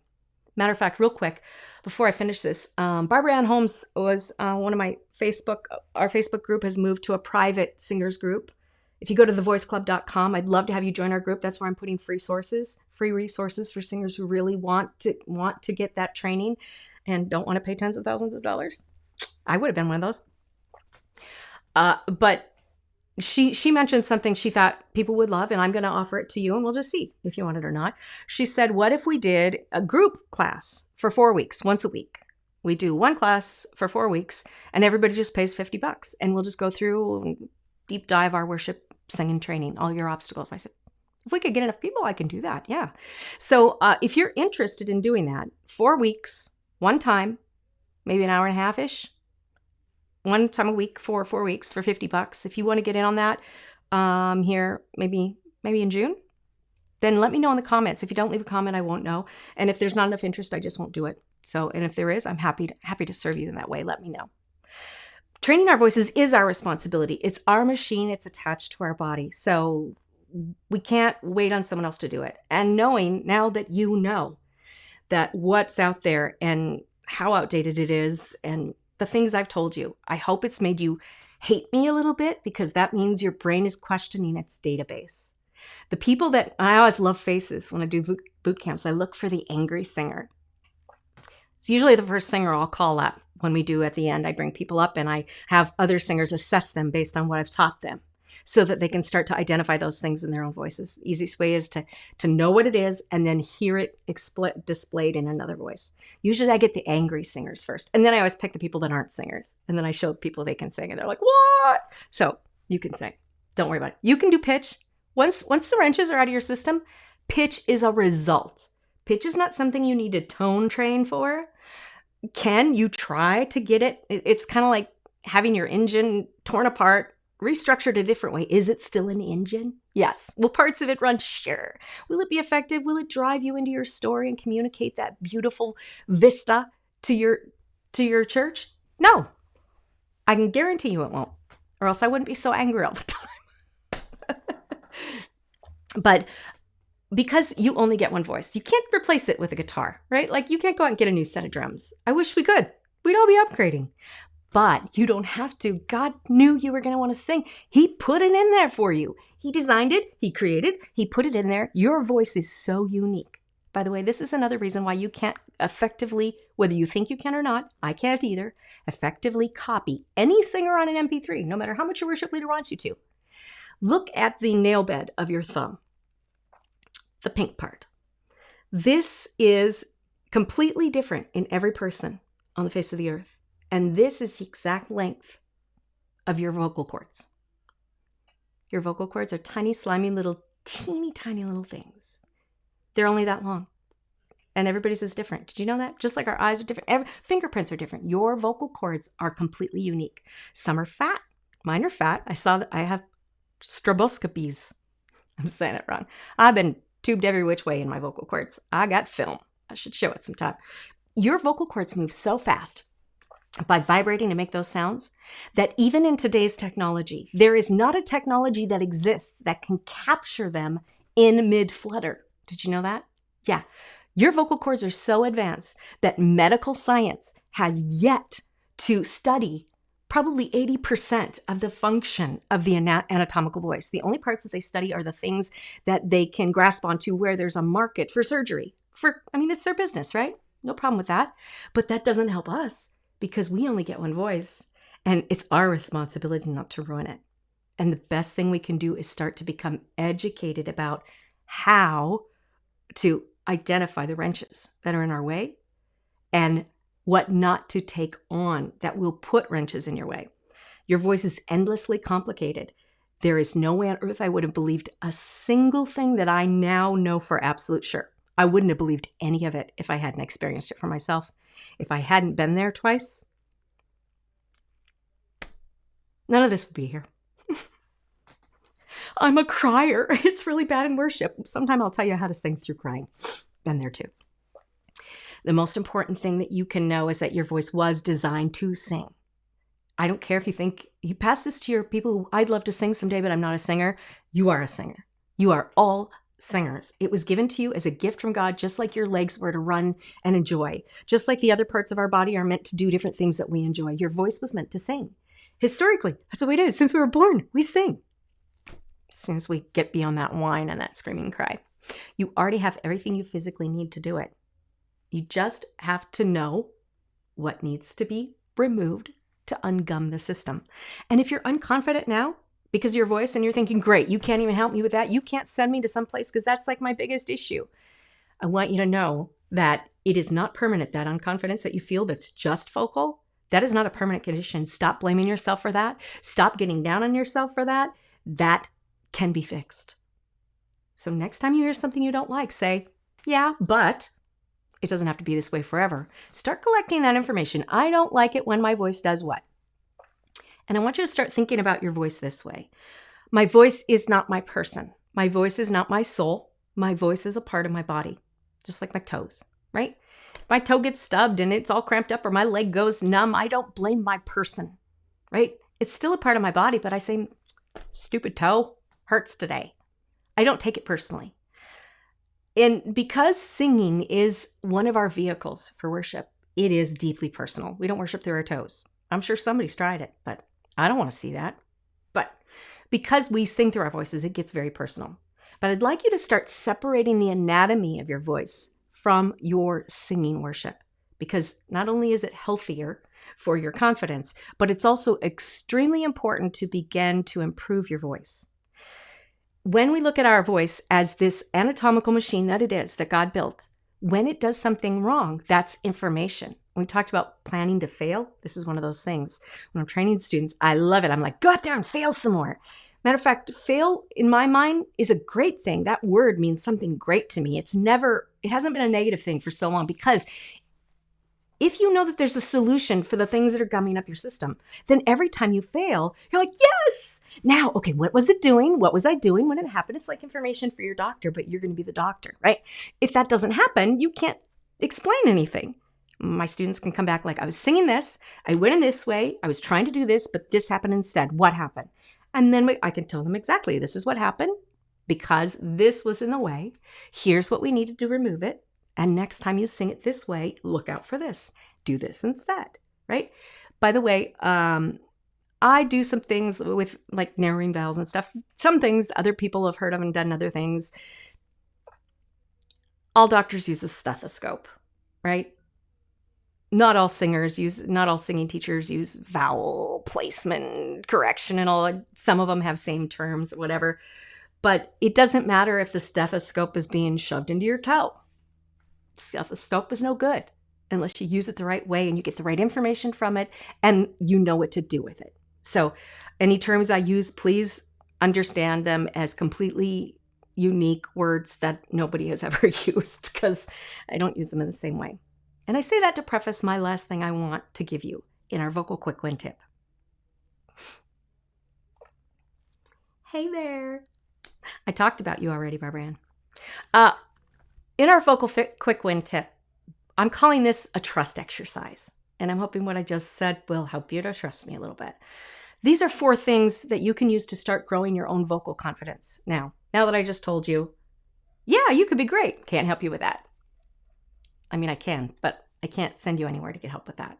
I can't confirm anybody else will do it the right way. I can't confirm that anyone else won't gum it up or give you some information that is not easy enough to understand and put into action that you'll actually see results. I believe that if I give somebody something to do, not only does it have to solve the problem, but I am responsible to give them a way to test it, to measure it, to be sure that it's working right. Just like you know if your diet is working. Just like you know if that exercise is building muscle or causing strain and damage. We deserve to know that. And anybody that tells you how to sing, first of all, it never takes 6 months if you know what you're doing. It takes less than 10 minutes to make your mind blown.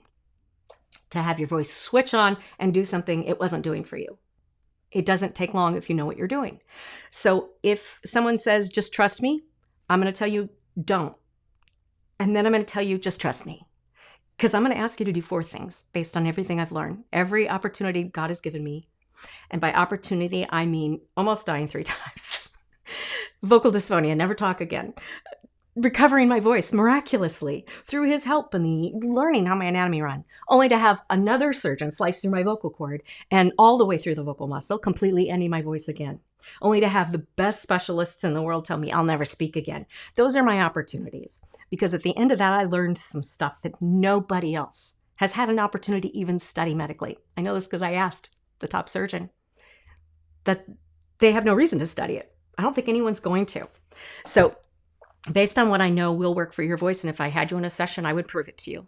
Since I can't, I'm going to ask you to trust me, and I'm going to ask you to do these 4 things, because these 4 things alone will help to start slowly removing some of the biggest wrenches from your voice.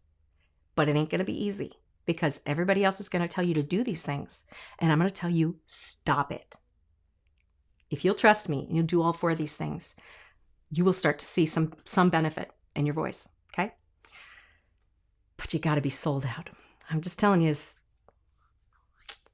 like going to an alien nation with my coaching. Number 1 thing that is most important that you start doing as a singer is to stop worrying about breath support. God gave you breath. You were allowed as a baby. I actually have an incredible story about how I proved in my own physical body that you need 0 muscle strength in your entire structure to have a full, powerful voice. If I hadn't seen it, if I hadn't experienced it, I wouldn't have believed it. But I know it, and I've taught it to singers since. Breath support is not something you need to think about. It's not a box you need to tick. You don't have to stand a certain way. Nothing. Trust me. Check that off your list. Don't ever worry about that as a singer again. Say, oh, I gotta take a big... No, I'm not worrying about that again. I'm just putting that one away. Okay, put it in a suitcase, in a dark closet, in a creepy house that you don't want to go to do. The second thing I want you to stop is thinking about your posture. Again, I could prove it to you, but I can't, because you're not here directly with me. That's why I'd like to do a live training class. That'd be really cool. We could do some of these things. Some of you could be like, oh yeah, prove it. And I would. I promise. When you stand up there and you're like, oh, I'm not standing. I don't have my shoulders back enough. My chin isn't in the right place. My ribs, my butt. You shouldn't think about your butt in church anyway. Come on. Your posture is not in the vocal anatomy. It doesn't run the machine. When you start thinking about your posture, go, oh, tuck it away in that suitcase, in that dark suitcase, in that creepy attic of that creepy house. Okay? The next thing you need to put in that creepy little suitcase in that creepy house is focusing on where the sound goes. Is the sound resonating in the mass? Do I feel it in my pharyngeal area? Stop it. Stop it. I could tell you why, but I'm just asking you to trust me, because I'm not going to take that much of your time today to go through the details. I could prove it to you. Put it in the dark suitcase in the creepy house. Don't worry about it.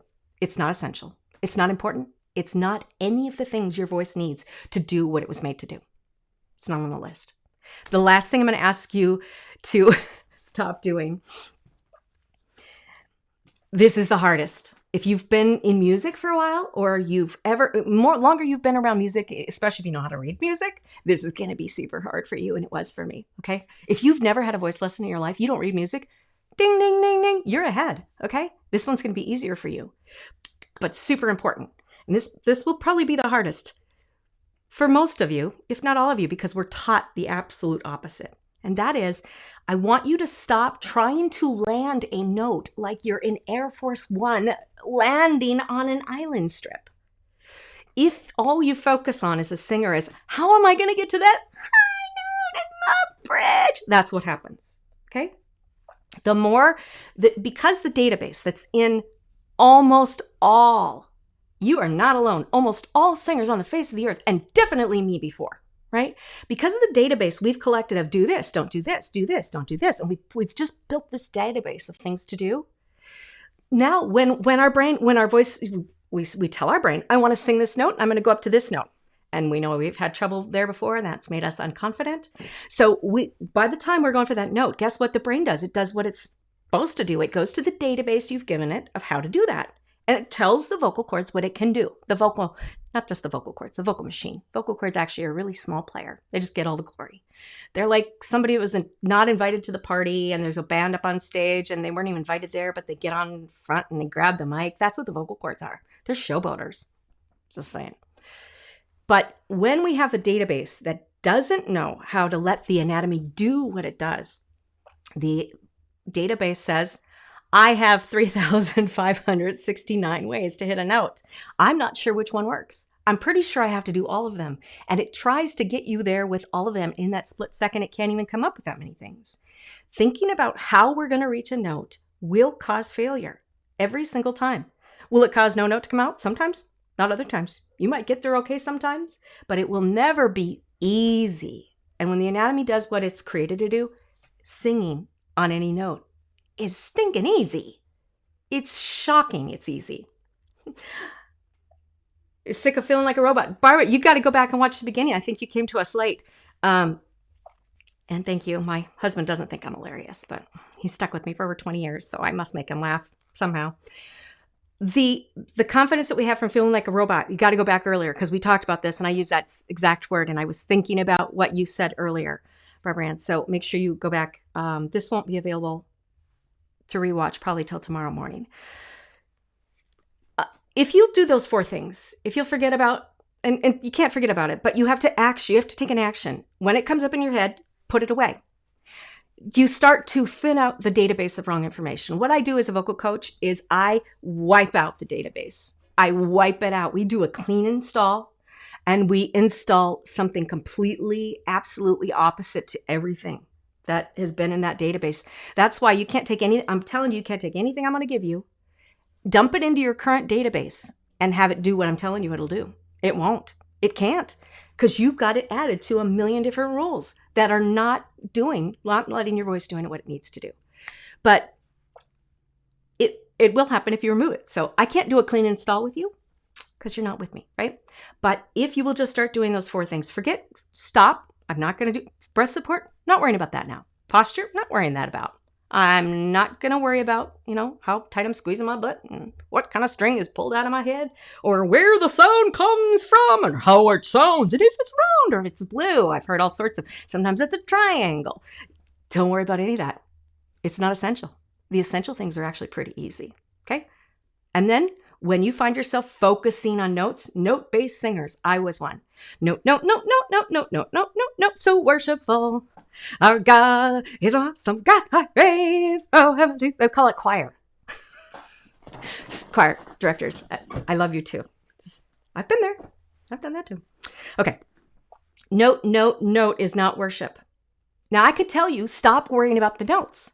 Just worship. I've heard that at conferences. How? Great. I'm happy. I'll do it. How? If you'll do those 4 things, every time those 4 things come up in your head, if you'll just pack them away in that dark suitcase, in that creepy attic, in that horrible haunted house that you never want to enter again, every single time you have to put it, comes in your head, put it in the suitcase. Comes in your head, put it in the suitcase. Pretty soon, it's going to start thinning out your database and it's going to start helping you because your brain is no longer going to instantly go for those group of rules. And each of those things has a subset of massive amount of rules that your brain is trying to churn through in order to decide what your voice does. And I can tell you that all 4 of those things put major obstacles in the way of your vocal machine. So if you will do those things, you will start to see a difference. And if you will start questioning everything you've ever heard and think about your voice differently than you have, it's not a mysterious thing. It's a part of your body. It works not because of the vocal cords, the showboaters. It works because vocal muscle. Just like your arm is your arm. Oh, look, you see my arm. This is my arm. I have a student who's a bodybuilder and her arm is like fabulous. You should see one of the videos that I did. I showed a posing video of hers.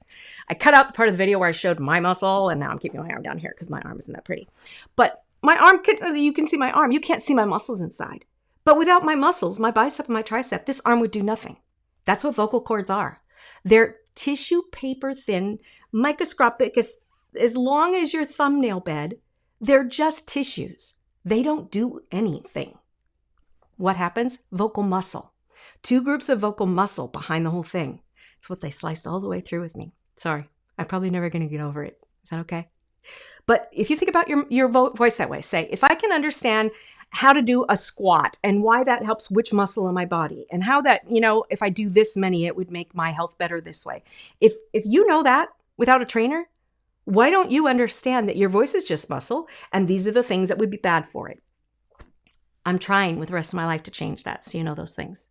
So if you'll do those lists, it'll help. I have this picture that I use. I think it's in the Voice Club Academy. My favorite illustration is of a gymnast.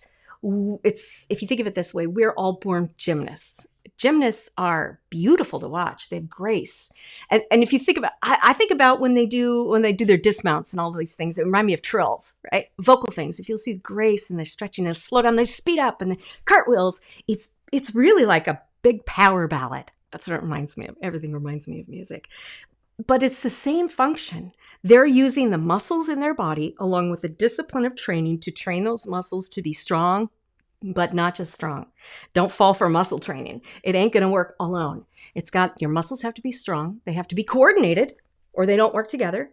They have to be flexible. They can move side to side whenever they choose to, however they choose to.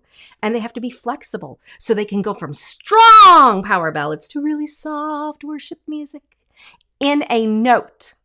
That's what an Olympic level gymnast is compared to a naturally balanced voice. I call it a balanced voice because balance is like when you balance your tires. There's nothing in the way.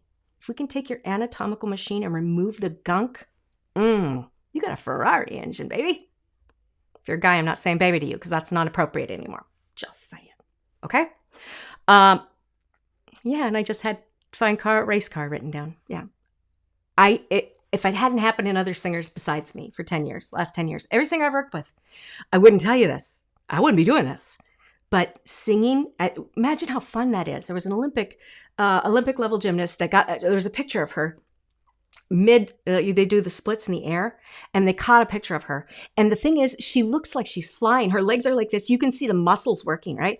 But from the waist up, she's like, yes.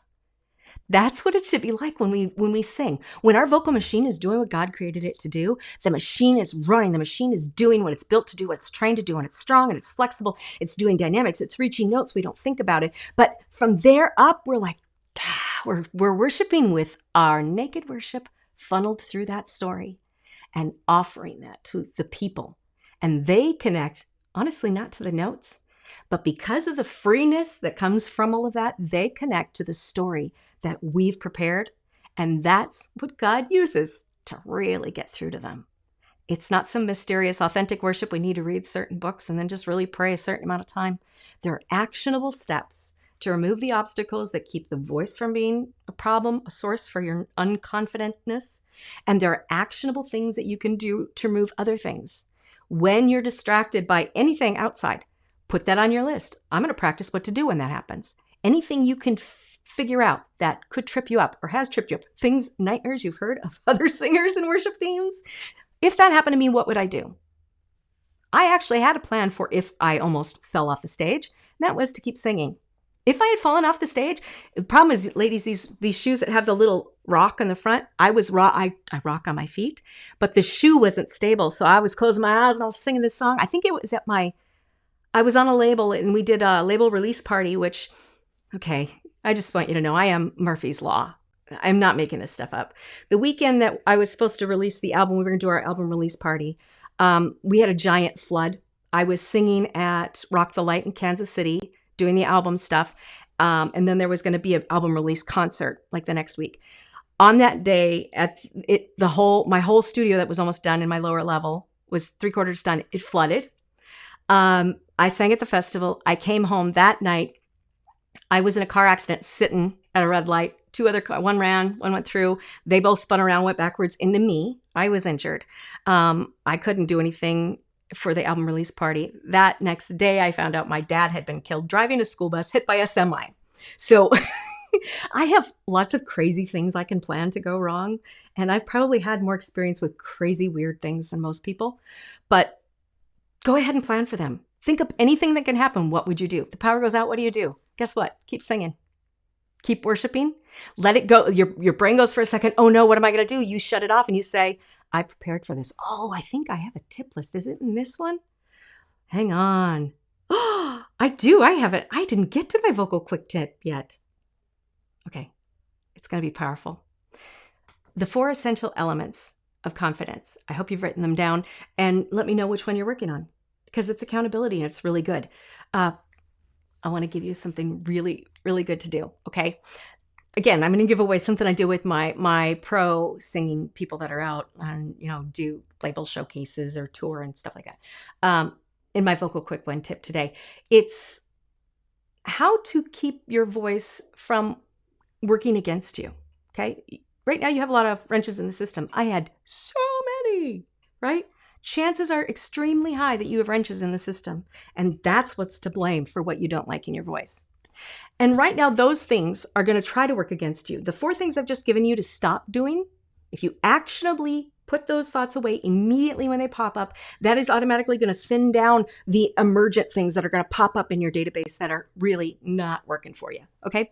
But this 6-point plan is going to help to get your voice really nice and strong immediately when you start worship. Hardest note in any song is the very first note. The hardest song or the hardest note in the world is the first note of a quiet worship song that starts with a soft consonant like F or L, like Father, Lord, Holy. Worship music is stinking hard. It's harder than any other kind of music to do, to engage the muscle, especially because most people don't understand it's muscle that works it. So their muscles just like, blah, blah, blah, blah, blah, like my arms, flapping. All right, these 6 steps are going to really help you to go from that morning. Let's say you don't feel confident. You feel like you're a bad singer. We're just going to go worst case scenario. I'm horrible. Nobody needs me on the team. I'm a bad singer. Not only that, because I'm a bad singer, if you catch last episode, the whole series of the whole process of why we quit. I'm a bad singer. Therefore, I don't think that everybody needs me. So I start feeling bad about myself. Now I think the church hates me because I'm so bad. And they filled in when I backed off and because they don't need me. That whole thing is happening. But now I go back. Pandemic's over. I'm going back to my team. I've got renewed energy and I'm thinking, hey, I'm not that great, but I'm going to do it. I'm going to do this stuff. I heard the whole 6 episodes. I'm pretty charged. But then I get there. I've looked at my songs. I've done all that stuff. I've done everything I can to get ready for it. And all of this doubt that was in that environment before, from your experience past, starts just pouring down on you like a flood. You know you're not that good of a singer. You know you practiced, but you know you couldn't hit that note 4 out of 5 times. You know that happened. You know you can talk yourself up all you want, but as soon as you get up there, it's probably just going to fall apart. You probably shouldn't sing as loud as you plan to, because what if they hear you? And this goes on and on and on. And this is going to happen to a lot of you. It's happened to me in the past. These are the 6 things you do at that moment. Number 1, when you warm up, most of the warm-ups churches do actually don't involve the vocal muscle. They're really useless. Someday I have to do a series. I'm just telling you, so much to cover. When you warm up, make sure you do it as close to when you sing as possible. Think of this as exercise because it is muscle. Just think of it any other way that you do anything else with your body. If we're going to stretch and wake up muscles, we want to do it close to when we exercise. We don't stretch, at 8 a.m. and go run at 4 p.m. But a lot of times I'm going to warm up at home. I'm putting my makeup on and no one can see me. And then 3 hours later, I'm going to sing at church. It's useless. You have unwarmed up by then. Do your vocal warm up in the bathroom. It's where all ladies should be doing them. First of all, you sound great in there. Second of all, you can probably find one if you've got a big enough church where somebody else isn't in that you know really well. And the rest of them will just think weird thoughts and you don't care because you don't know them. I mean, in the love of Jesus. So warm up as close to when you're physically going to use those muscles as possible. That's just prepping the anatomy to do its job, right? Then make sure, I've been in a mega church and you can find places to do this. Find some place. I don't care if it's wrapped up in part of the curtain that's behind the stage. Find just a minute alone, even 60 seconds alone.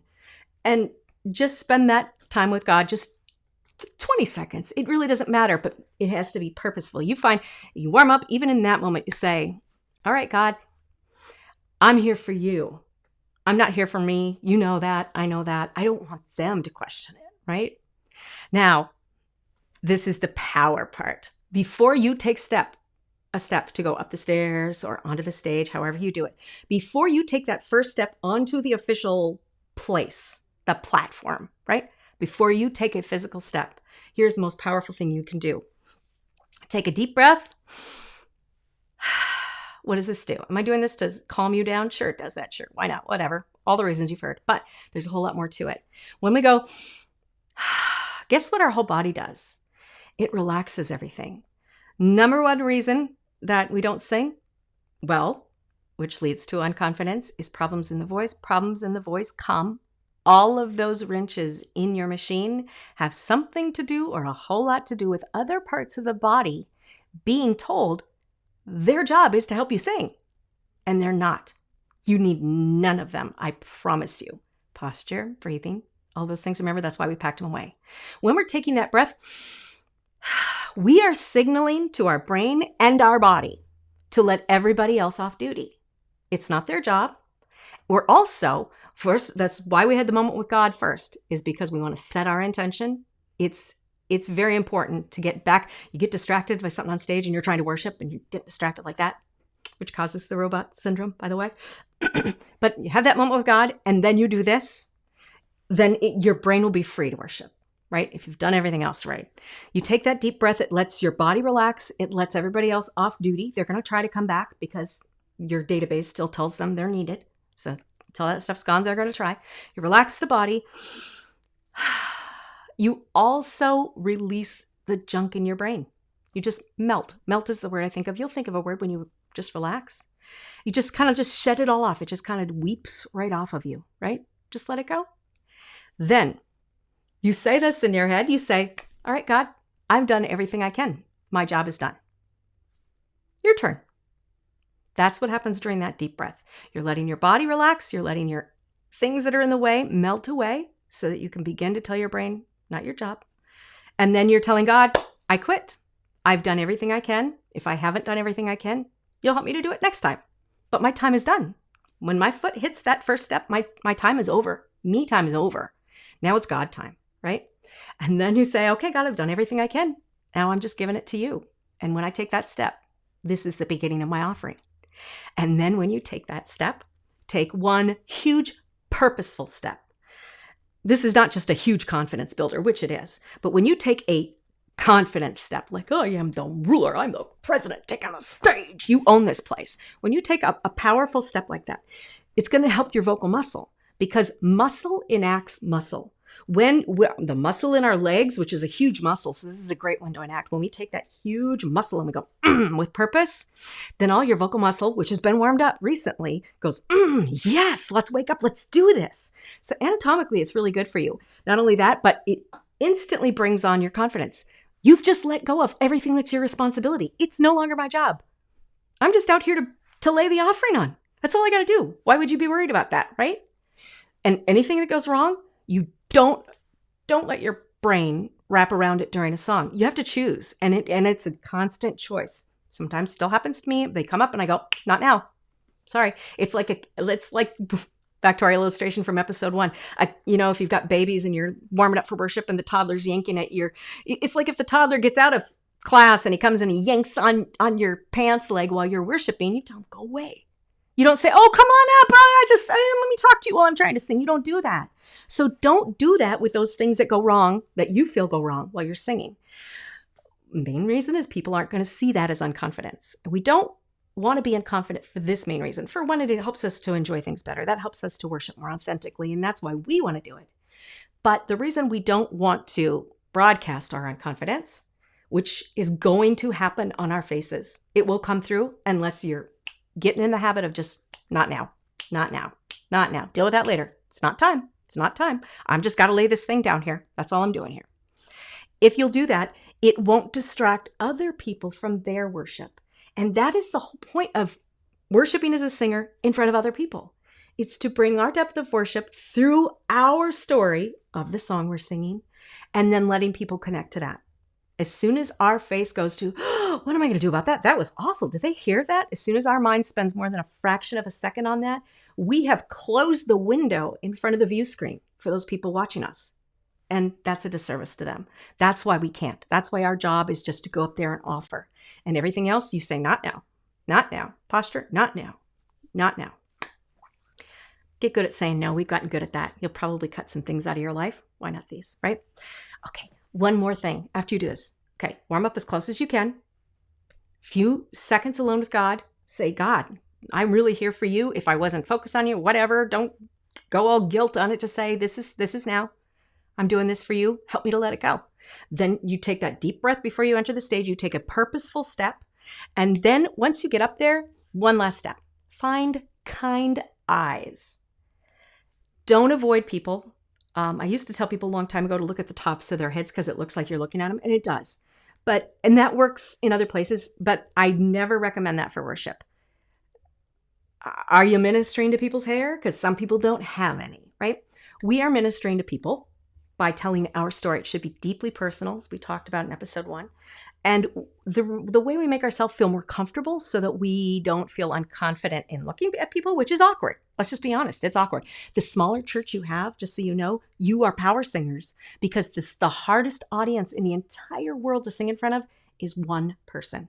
The easiest audience, and I've been there, the easiest audience is an audience of, anything over 600, but 100,000, all you see is little blips. It's easy. That's why it's so fun. I want to be on a big stage because I don't have to look at people. Well, worship is supposed to be to people directly, telling your story to people. So find kind eyes and your confidence level will really rise. I always look for a grandparent because they love everybody, right? They imagine you're their child or grandchild, whatever. And they just, right? So find who has the kindest eyes out there. Maybe your congregation filters in for 5 services. There's one in every bunch. There's at least 1, 2, 3, in even a small church. Find the kind eyes. And when you're looking at people, you look back and forth. But when you settle on eyes, settle on the kind eyes. They will encourage you, just the kind eyes. And I want to encourage you when you're not on team, be the kind eyes for everybody on team. You'll find that other singers, even though I haven't given them this tip, they will find you. They will find the people they look like. Am I doing okay? So be the kind eyes for other singers. You can help them without even saying a word. And it's just a beautiful thing to be able to do. All right. I hope that's really helpful for you guys. I'm not sure if you guys have any questions. We're gonna tackle those in just a minute if you do. But I did put together an additional resource for you because there's just so stinking much that goes into removing problems for confidence. Some of them are tech issues. And I'm very fortunate to have a background as an audio producer. So I've learned some really good tips about how to communicate with your tech people, how to stand up for what you need as a singer, and how to make your tech make it easier for you to sing. You can actually make singing a lot easier by just setting your mic the right way. Almost nobody in the world does it. It makes a huge difference. It's in that downloadable ebook. It's in the description. I think the link's in the description. Before I started it was. If not, I'll fix it. And this video will be replayed for everybody else starting tomorrow morning. Okay. If you haven't already seen the first episode, make sure you catch that. Everything else is going to be based on naked worship, which is episode 1. Next time, I'm going to be talking about something else on stage that you really need to be bringing.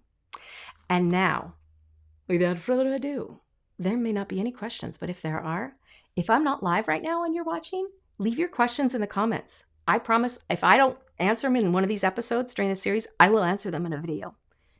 That's my whole purpose of being here, is to answer questions and to help you with whatever you're wondering about. I want to answer those questions for you. Okay. I'm on fire? Bring the hose. Anyone have questions? I'm just gonna wait and see if anybody types. If not, that's fine. I'll just take them from the comments later. Okay.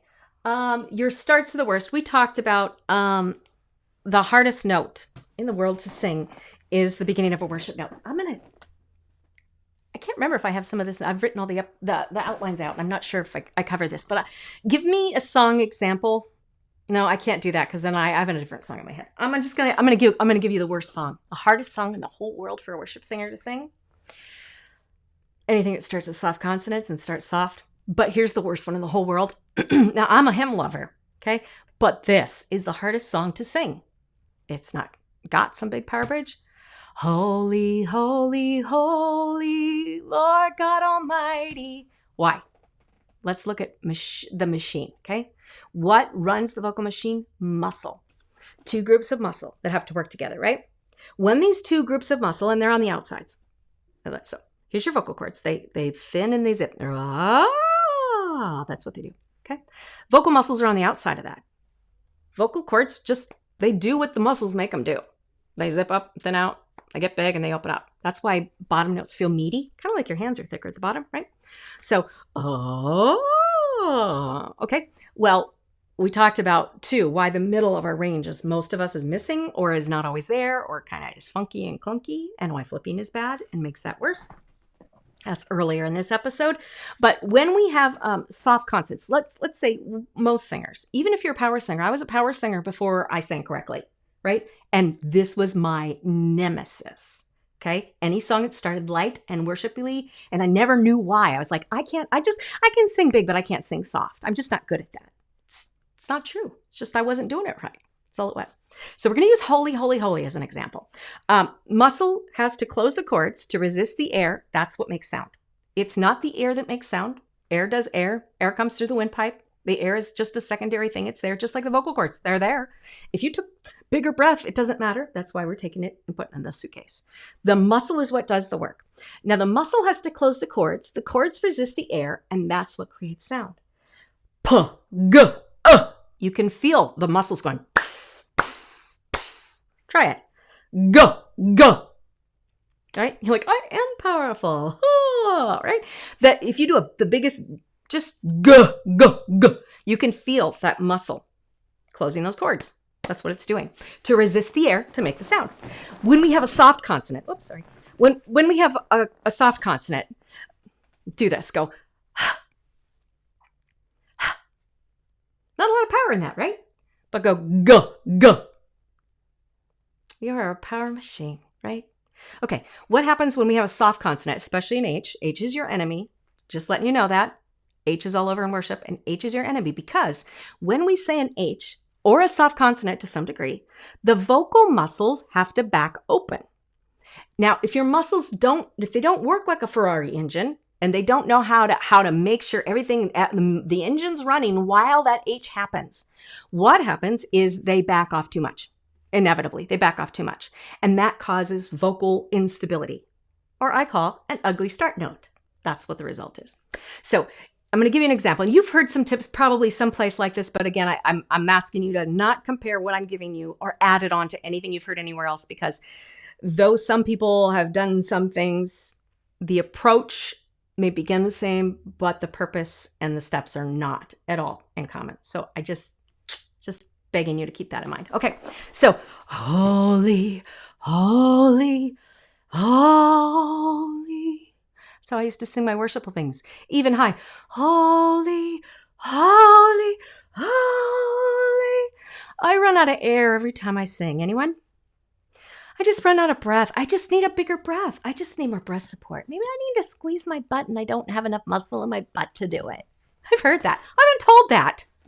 Well, you're not squeezing your butt enough. I didn't know my vocal cords were in my butt. Well, we know they're not, right? What's the problem there? The problem is the vocal muscle went on vacation. Who's responsible to make all our notes solid and stable and show up? Vocal muscle. So when we have soft consonants, especially in H, if your vocal muscle isn't trained to handle an H and do it well, it's going to just go off duty. And the rest of your body is going to try to jump in and make it. And guess what happens there? Air says, well, what are we going to do? It's vocal muscle's job and he didn't even show up. What are we going to do? I guess I can try. That's where the myth of the big breath comes from. There's no stability. What are we going to do? How are we going to get this note out? Shoot some air. That's where that came from. Way before science was a thing. Just saying. Okay? I'm so sorry they taught you that in school, and I'm so sorry if you've paid for a vocal education and they've taught you that. It's not your instructor's fault. It's everybody who provides the information, not updating anything. No one cares. No one's curious. They think they got it. I'm a singer. I just want to know what works. I don't care who gets credit. I just want to know it's why my body works. So if we'll just, and I'll give you a way to fix this. Now I can give you a quick fix for anything. There is not anything you can bring me yet. In 10 years, no one's brought me anything I can't give them a quick fix for. Quick fix is not worth anything. It'll give you a little, but it's not going to take a wrench all the way out. It's going to take the wrench out for a second, and then the wrench is going to go back in. Okay? So understand I can get you to do this. But if that wrench is going to stay in your system, it's going to come back and bite you. All right. So if we'll take something and we'll get some chord closure on it, right? Chord closure is your friend. Chord closure creates sound. It creates balance. Chord closure is your buddy. Vocal cords, they're along for the ride. Air, If we left it to the vocal cords, you would not make sound. If we left it to the windpipe, the belly breath, the squeeze into the butt, you would not make sound. The vocal muscle is giant barn doors.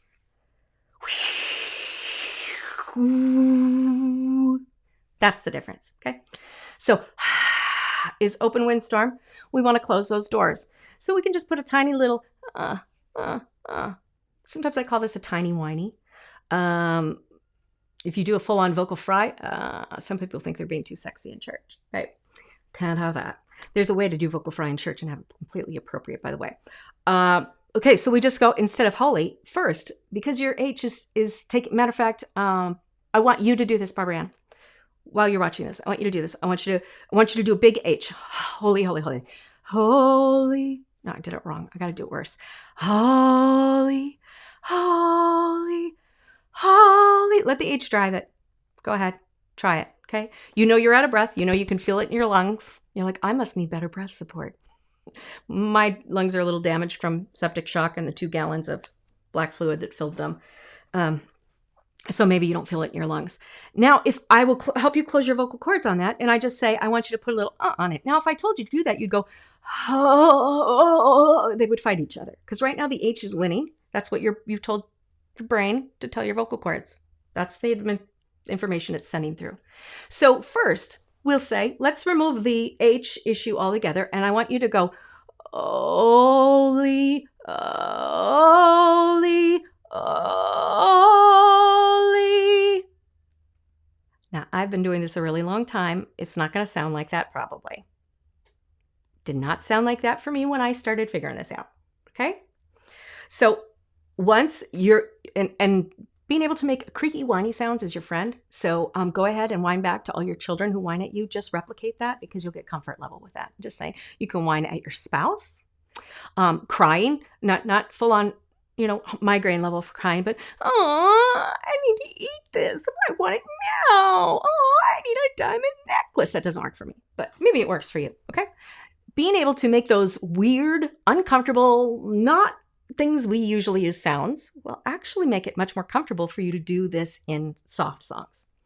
Now, once you can get that little squeak going, and then once the squeak is solid, we can put a little H in, and then we can go, holy, holy, holy Lord God Almighty. Here's what'll happen when that happens. You'll be like, I might be a power singer if you weren't.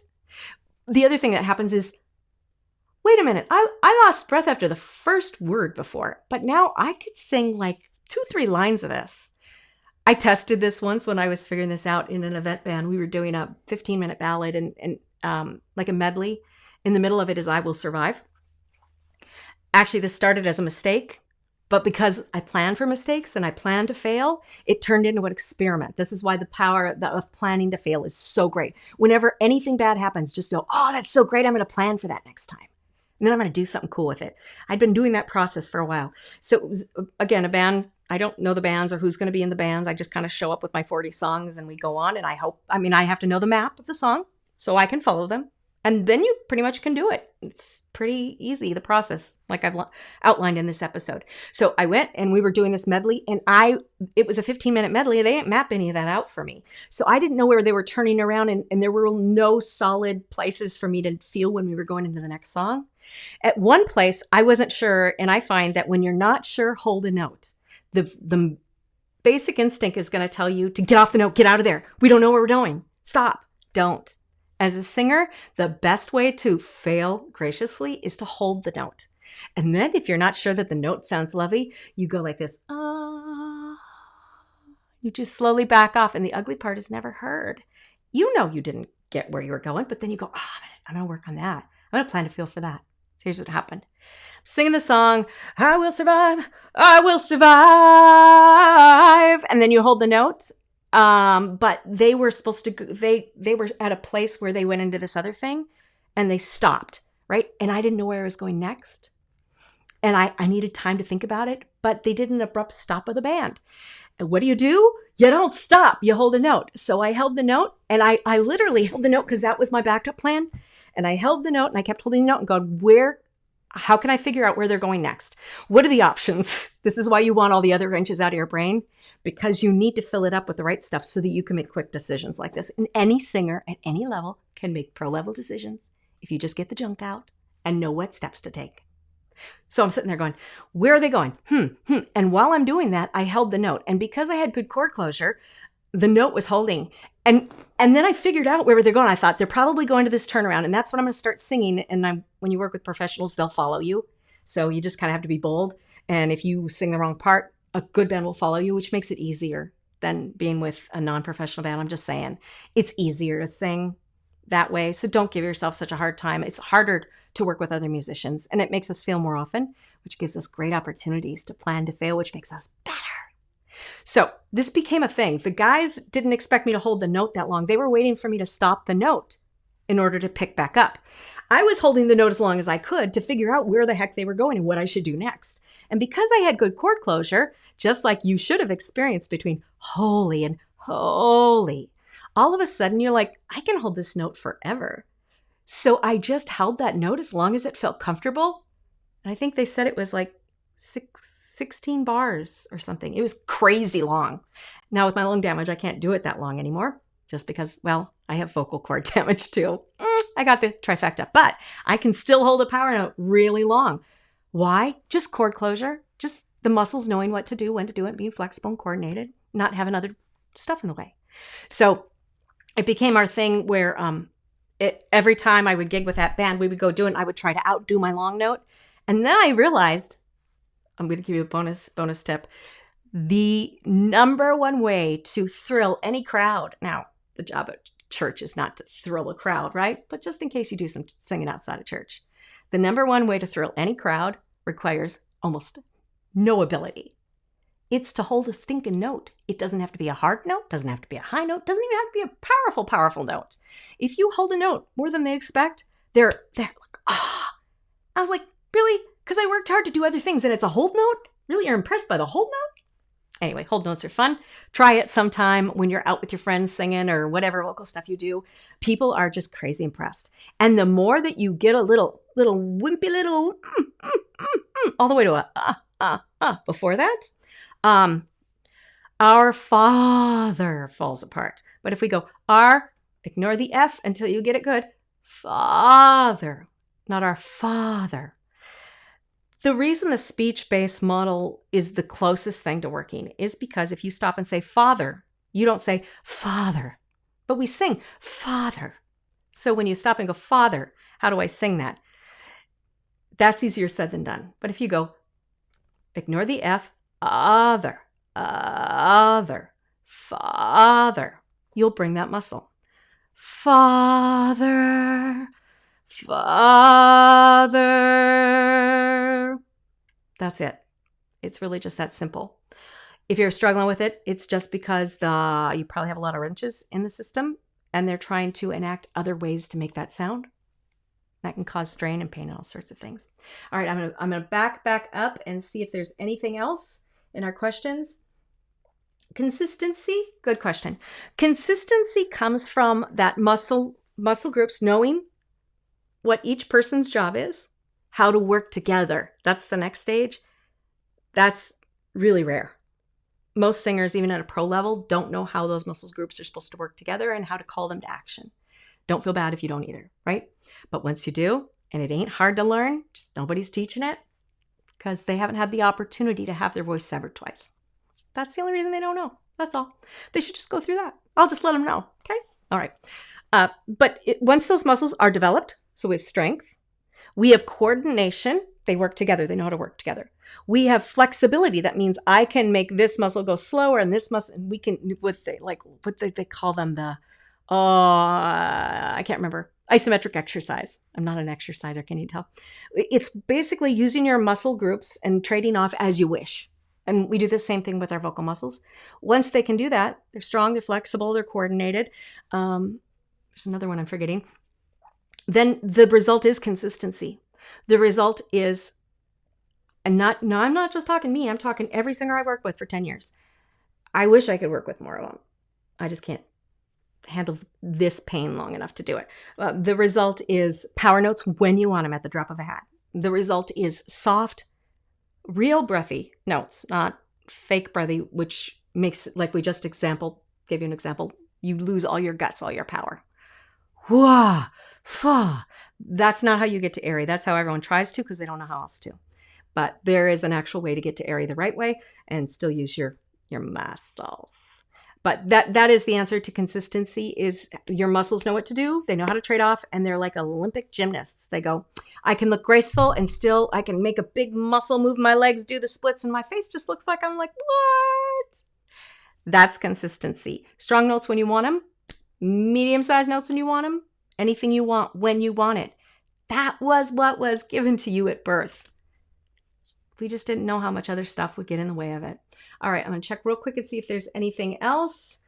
If I miss anything, I'm scrolling through here, so I hope I don't miss anything. Okay, I think that'll be it for today. Okay, tomorrow we're going to talk about another vocal topic, and I'm going to give you some actionable steps for that. If this has been helpful, share it with another singer. Would you give us a like? That lets me know that this is the kind of content you want, and then I'll do some more of it. All right. I love you guys. Every singer is just the same. Every singer wants to get better. Every singer that isn't a singer yet wants to sing, and everybody can. Everybody can.